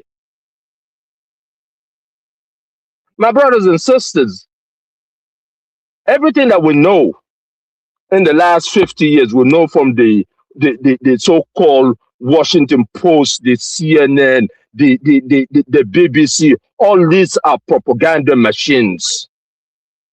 We all see that blatantly during the Gaza genocide. No one can deny that. They defend Israel to the teeth. These are the same people when the war started with Russia, they indict President Putin within 1 week for war crimes. How many times Benjamin Netanyahu have come to the White House in the last year? I'm very much around the country. There's so many nuances in this. And as to go to Iran itself, from day one. Sorry, Konotri, before you go to Iran, there was something you said earlier that maybe it needs a bit more expansion rather than it's just being just a glaze over. You were talking about the Epstein files, and there's a narrative that says this whole war actually wraps around the Epstein files. There are about 50 pages of redacted documents missing from that file. And people say that those 50 pages actually implicate Donald Trump. And a lot of people are actually arguing that this war is a diversionary war to move global attention away from the Epstein files. Is that a conspiracy theory, or is there something in it? No, it's true now. No. It's 100%. It's walk the dog theory. That this is 100%. We all know the pressure on the Epstein file is there. We all know the Attorney General Bondi, the blonde lady, just last week said there will be no more release of the Epstein file, even though we know there's more than 3 million more that is still not released, not to even talk about the reduction. Mr. And we do know, let me just land this point, my brother. We do know Israel, because Epstein, 100%, what this file was an agent for Mossad. Was an agent for Mossad. Well, not just for Mossad, for every 3-letter agency around the world, because he worked with all of them. He worked with all of them, not just for the Mossad, all of them. That's why he had contacts with every leader in the planet. That's why he was able to make every kind of deal to every country in the world. So, I mean, all I can say is with this Iran thing, you go back to Iran. From day one, they have accused Iran of nukes. From day one, Iraq denies it. The commander that they just killed issued a fatwa way back that they will never ever create nukes. The reason they believe that they will never create nuke, according to his, this is documented. According to him, the reason why, because if he does that, it will open a Pandora box in the Middle East. And by the way, Saudi have nukes. Who do you think funded Pakistan to build nukes? It's Saudi. Yep. That was a trade-off. Where will Pakistan coming with that? Can afford that during that time? It's Saudi Arabia. That's why today we see this pact with Saudi Arabia and Pakistan. Follow the dot. Make the connections, my brothers and sisters. What I would recommend, for especially with what's going on around the world today, follow drop site news. 3 more minutes, Colonel. 3 more minutes. Well, I will stop here for now and allow other people to go on if they have any questions or if they want me to expand. Excellently put. This is not your first time here. I remember you from our previous conversations. This is yes, sir. Yeah, well done. Yes. You had a question. Mr. Omar, I just wanted to say regarding you, Trump is actually the most compromised president we've ever seen in the US. And the reason why I say that is because Mossad has a lot of intel that relates to his activities with Epstein. And I wouldn't even surprised if Israel used that as leverage for him to do what he's doing now. I wouldn't be surprised if they did that. My brother, not to cut you off, but to show that is nothing, Israel used that same tactics against Bill Clinton in the 90s because they had information about Monica Lewinsky. Yep. The blackmail President Clinton in the 90s. They have blackmailed every president. If you understand what's going on, the last president that actually stood up to them was JF Kennedy. Yeah. And if you start following the connection with JF Kennedy, it takes you to a dark place. You hear me? It takes you to a dark place. Since after JFK, everyone else just follow what they have been told. Okay, guys, that's the word on the street regarding Trump's. Sorry, Omar, regarding Trump. No, the floor is actually yours now. So carry on. 5 minutes. Oh, okay, thanks. Yeah, there's word on the street about this Trump being compromised by Israel, but I'm still still don't fully agree with that. Why? Because again, before Trump came back the second time, the Democrats were fully in charge of the Epstein file, and they could have done whatever they wanted to do. Are you telling me that they knew there's something so compromised by Trump, and they refused to make it known to the world? So in order to prevent this guy from coming Prince back, Daddy, I have the perfect answer to that question, but I'll let you finish your submission first before I answer that question. Okay, sure. So that's why if you ask me, listen, the Israel and its we call it supporters, right, like Miriam Edison and many others. This past election, the group of Jewish people, want to say, or Israelis that donated to Trump, okay, even though small in number, I would say, but the amounts, if you ask me, by my estimation, was about $500 million. So this is politics. There's nothing new to it. If you put money forward and you support a candidate, you expect that candidate to do something for you. So it's quid pro quo. There's nothing so special about that. And we all know for a very long time that Israel is been wanting to decapitate Iran as a country and to get rid of the Ayatollah. And so Trump happens to be the guy that's able to do it for them, not because it's so much compromise. It's just quid pro quo and business as usual, if you ask me. Back to Iran. Okay, so what is going on right now? It's what would bring this war to an end quickly would be the toll on American personnel in the Middle East, right? Trump, no matter what you say about Trump, Trump does not want the death of American soldiers. He doesn't want that. I mean, that's one thing I know for sure. He doesn't care for that. It would, if anything, it would throw up the white flag right now, tomorrow, if they pipe 2,000-3,000 American soldiers. He's not going to take that. Apart from the pressure that's going to come up internally here in his government, people are going to push back hard. So that's the point. But Iran, again, what has happened to Iran, the kind of the leader, right, comes down again to the IRGC leadership. If they are able to sustain this war for a long period of time, meaning that attack U.S. assets and try to cause as much damage as possible.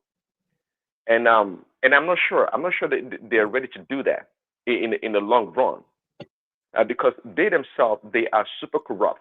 Apart from all the sanctions that the West, especially the U.S., has on Iran. Issue of fact, back in the 80s, this fatwa is declaring that they will never create.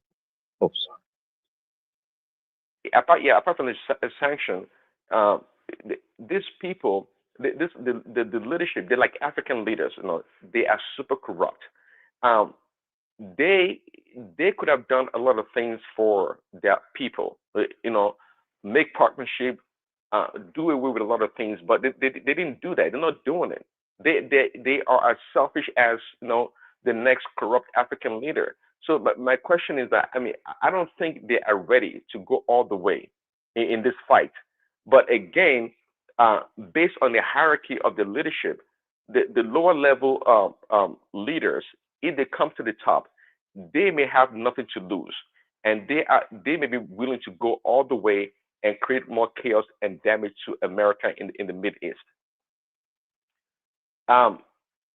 We talk about Israel in this, obviously, and that's why people like Tucker Carlson is pushing back, because they don't really see the benefit of America in this war. They don't see the benefit at all.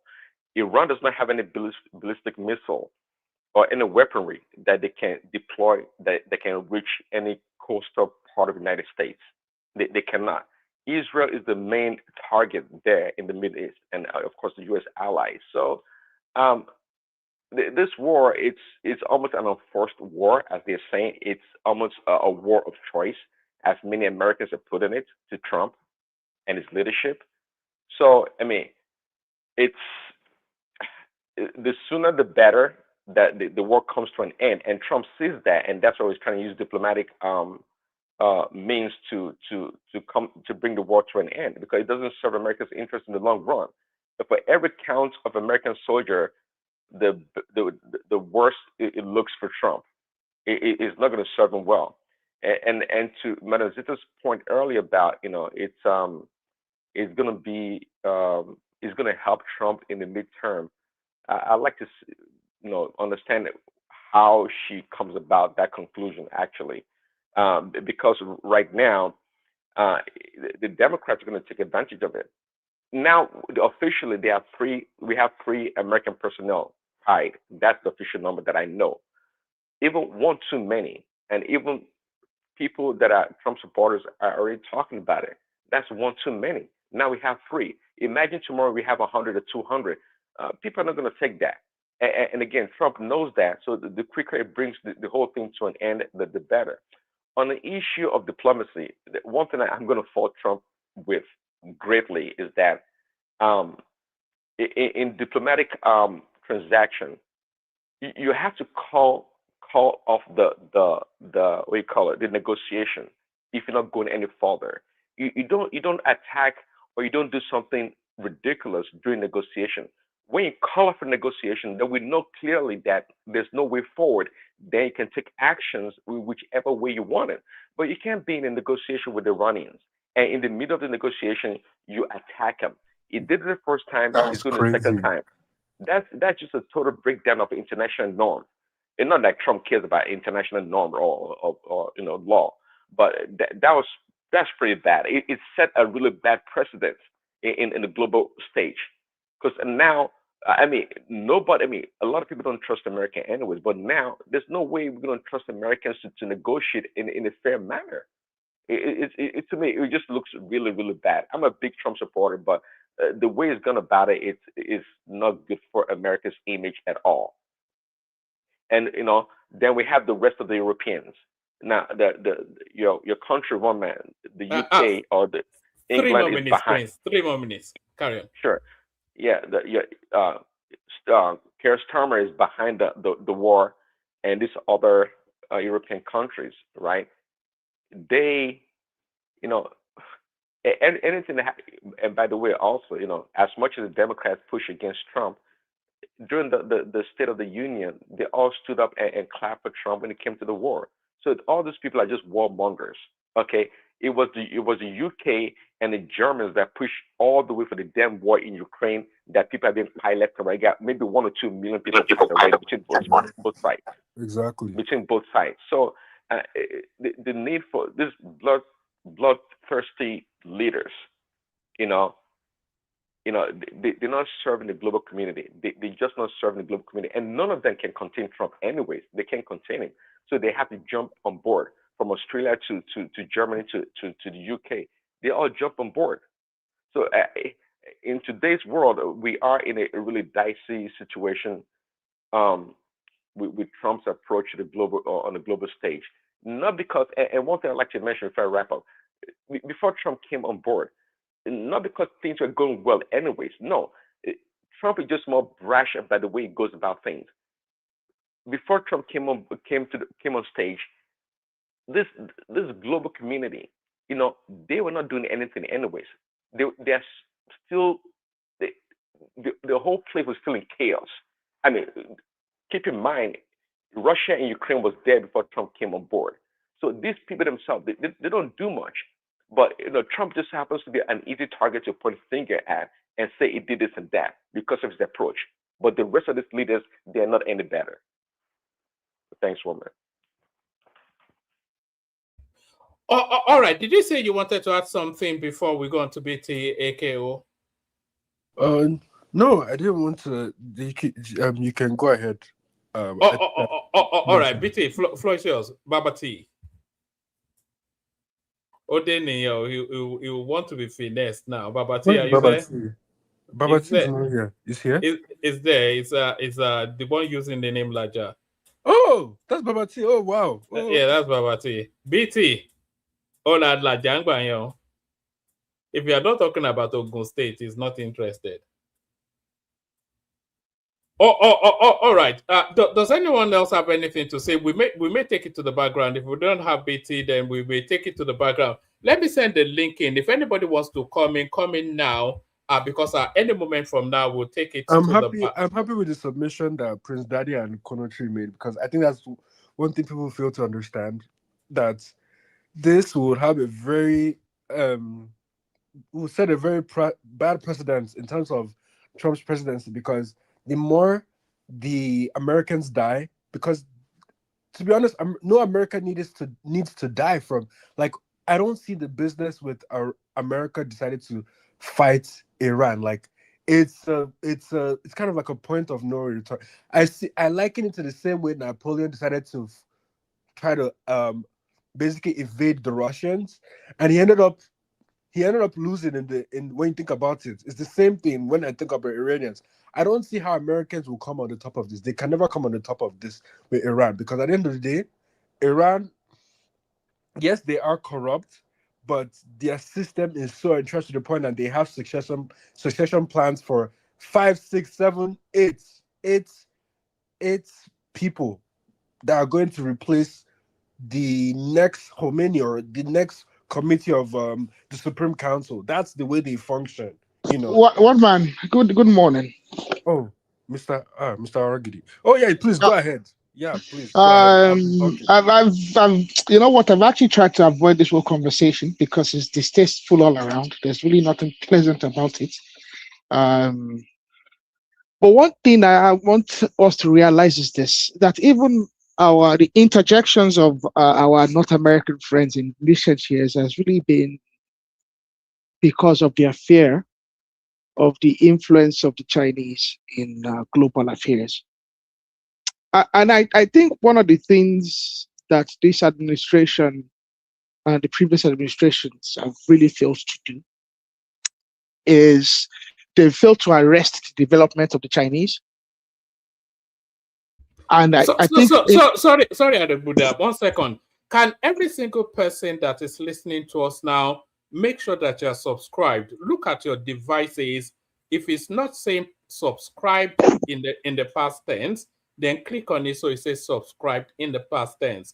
We're pushing hard to increase our numbers in terms of subscribers. So make sure you're subscribed. Sorry, carry on, Naro. So they failed to arrest the development of the Chinese. And I think one party that will be very keen observers will be the Chinese. The Chinese will be very keen observers as to how the Americans conduct their business and the extent to which they can deploy and the extent to which they can cause some damage and whatnot. I think the Americans are playing their hands too much. I think they've been brought to this condition, like Prince Daddy and someone else suggested, because there's some other interests external to their country that has leverage over some leadership. Please tell Sorry? us about this interest, please. Oh, I mean, I think I don't think he wants to say who the interest, but we all know what he's talking about. I don't know. I don't know. We were calling you now, and you didn't speak. But carry on, Aro. You know, I don't know if I'm about to bad meaning. It's okay. No, BT, go back, you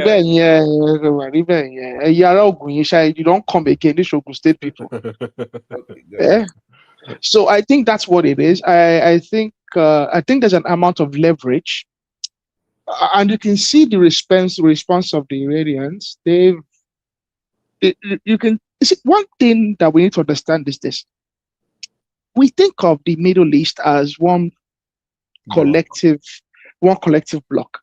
But I want us to look at the history of the individual states in that Middle East. Yeah. And look at the interests of not even, because we think of them as states, but really they're not states. They are fiefdoms. Yeah. They are fiefdoms. And you need to look at Iran. Iran used to be ruled by a Shah, who was a kinsman of the same people. They might not be related by blood, but they were related by interest. They were kings. They had fiefdoms. Why is Saudi Arabia somewhat not fully aligned with Egypt? And why did they let what happened to Egypt go along and happen to Egypt in the Six-Day War? Exactly. Because the Egyptians at the revolution, they got rid of their king. Yeah. Why did they let the same thing happen in Lebanon? Because the Lebanese at the revolution got rid of who was the ruler. You need to look at these fiefdoms, the UAE and Qatar and all these emirates. The individuals that continue to dominate those areas under dictatorial rule, because really that's what it is. Yeah. They are kings. They are dictatorial in manner. They've been able to whitewash the fact that they are dictators and they are kings and absolute rulers, but that's really what they are. Those individuals are also trying to defend their own interest. And they have an ally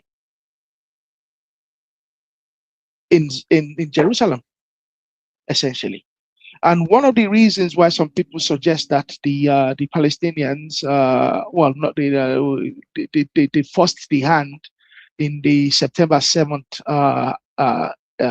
event was because they tried to force the hand because Saudi Arabia were going to have an official arrangement, an official recognition of the state of Israel. And they essentially what they did was to force the hand of Saudi Arabia to seize that plan. So you have to understand that what's happening there really is kind of like a chess game. I think as Africans, I think it's in our best interest to stick our nose clear out of it. We have no business in it. I think as individuals, I think what we should do is to try and develop ourselves technologically, advance our society. We need to be very serious. We need to have a plan for the future because like someone said, yes, sir. How would you address the protest of your friends up north? Since you said I would, well, they can be allowed to protest. Sorry, Aro. There's no way Nigeria can stay out of it. The Shia presence in Nigeria is too strong. Okay. And they are too militant as well. They are already. So Aro. So let me address that. Let me address that. How would you deal with that situation? Is the question. Okay. There's a failure of the institution of state in Nigeria. The institution of state in a serious country does not care for all that kind of nuisance. You let people be a nuisance, but the institution of state continues to hold on to the authority and the absolute authority. So you let people do their little stuff. Let people do their protest, satisfy their little desires. But we're talking about the institution of state. You look at China. What China have is an absolute institution of state. I mean, Chinese people, they have their little, complaints. But you have a state that understands the absolute interest, the common interest, beyond the small interests of a group of people. You can't stop them from protesting. The same way you can't stop Khan from protesting. You can't stop Obedience from protesting. You can't stop Baptists from protesting. You can't stop. But there has to be an institution of state that looks after the absolute interest, that sees beyond today and tomorrow. That is what we don't have. We lack it desperately. So, and also some of the parties that claim to be protesting in the north, it's all political.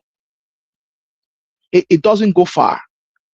It's not. And you also have to understand that in the north, okay, you have the Shiites, you have the Shia, you have the Shiites, and you have the other sect. They are both being funded by external parties. So you have the Saudi Arabians paying for scholars to come and do scholarly work. They give them money, they fund them, they throw money to them, throw around. But the Iranians have been doing that for years as well. So there's all manner of different people throwing money around to these scholars. So these scholars are not doing it because they have any personal interest. They are doing it for personal gratification, essentially, for the money. They are not doing it because they have any particular strong conviction. Let me play you this. Let me play you this.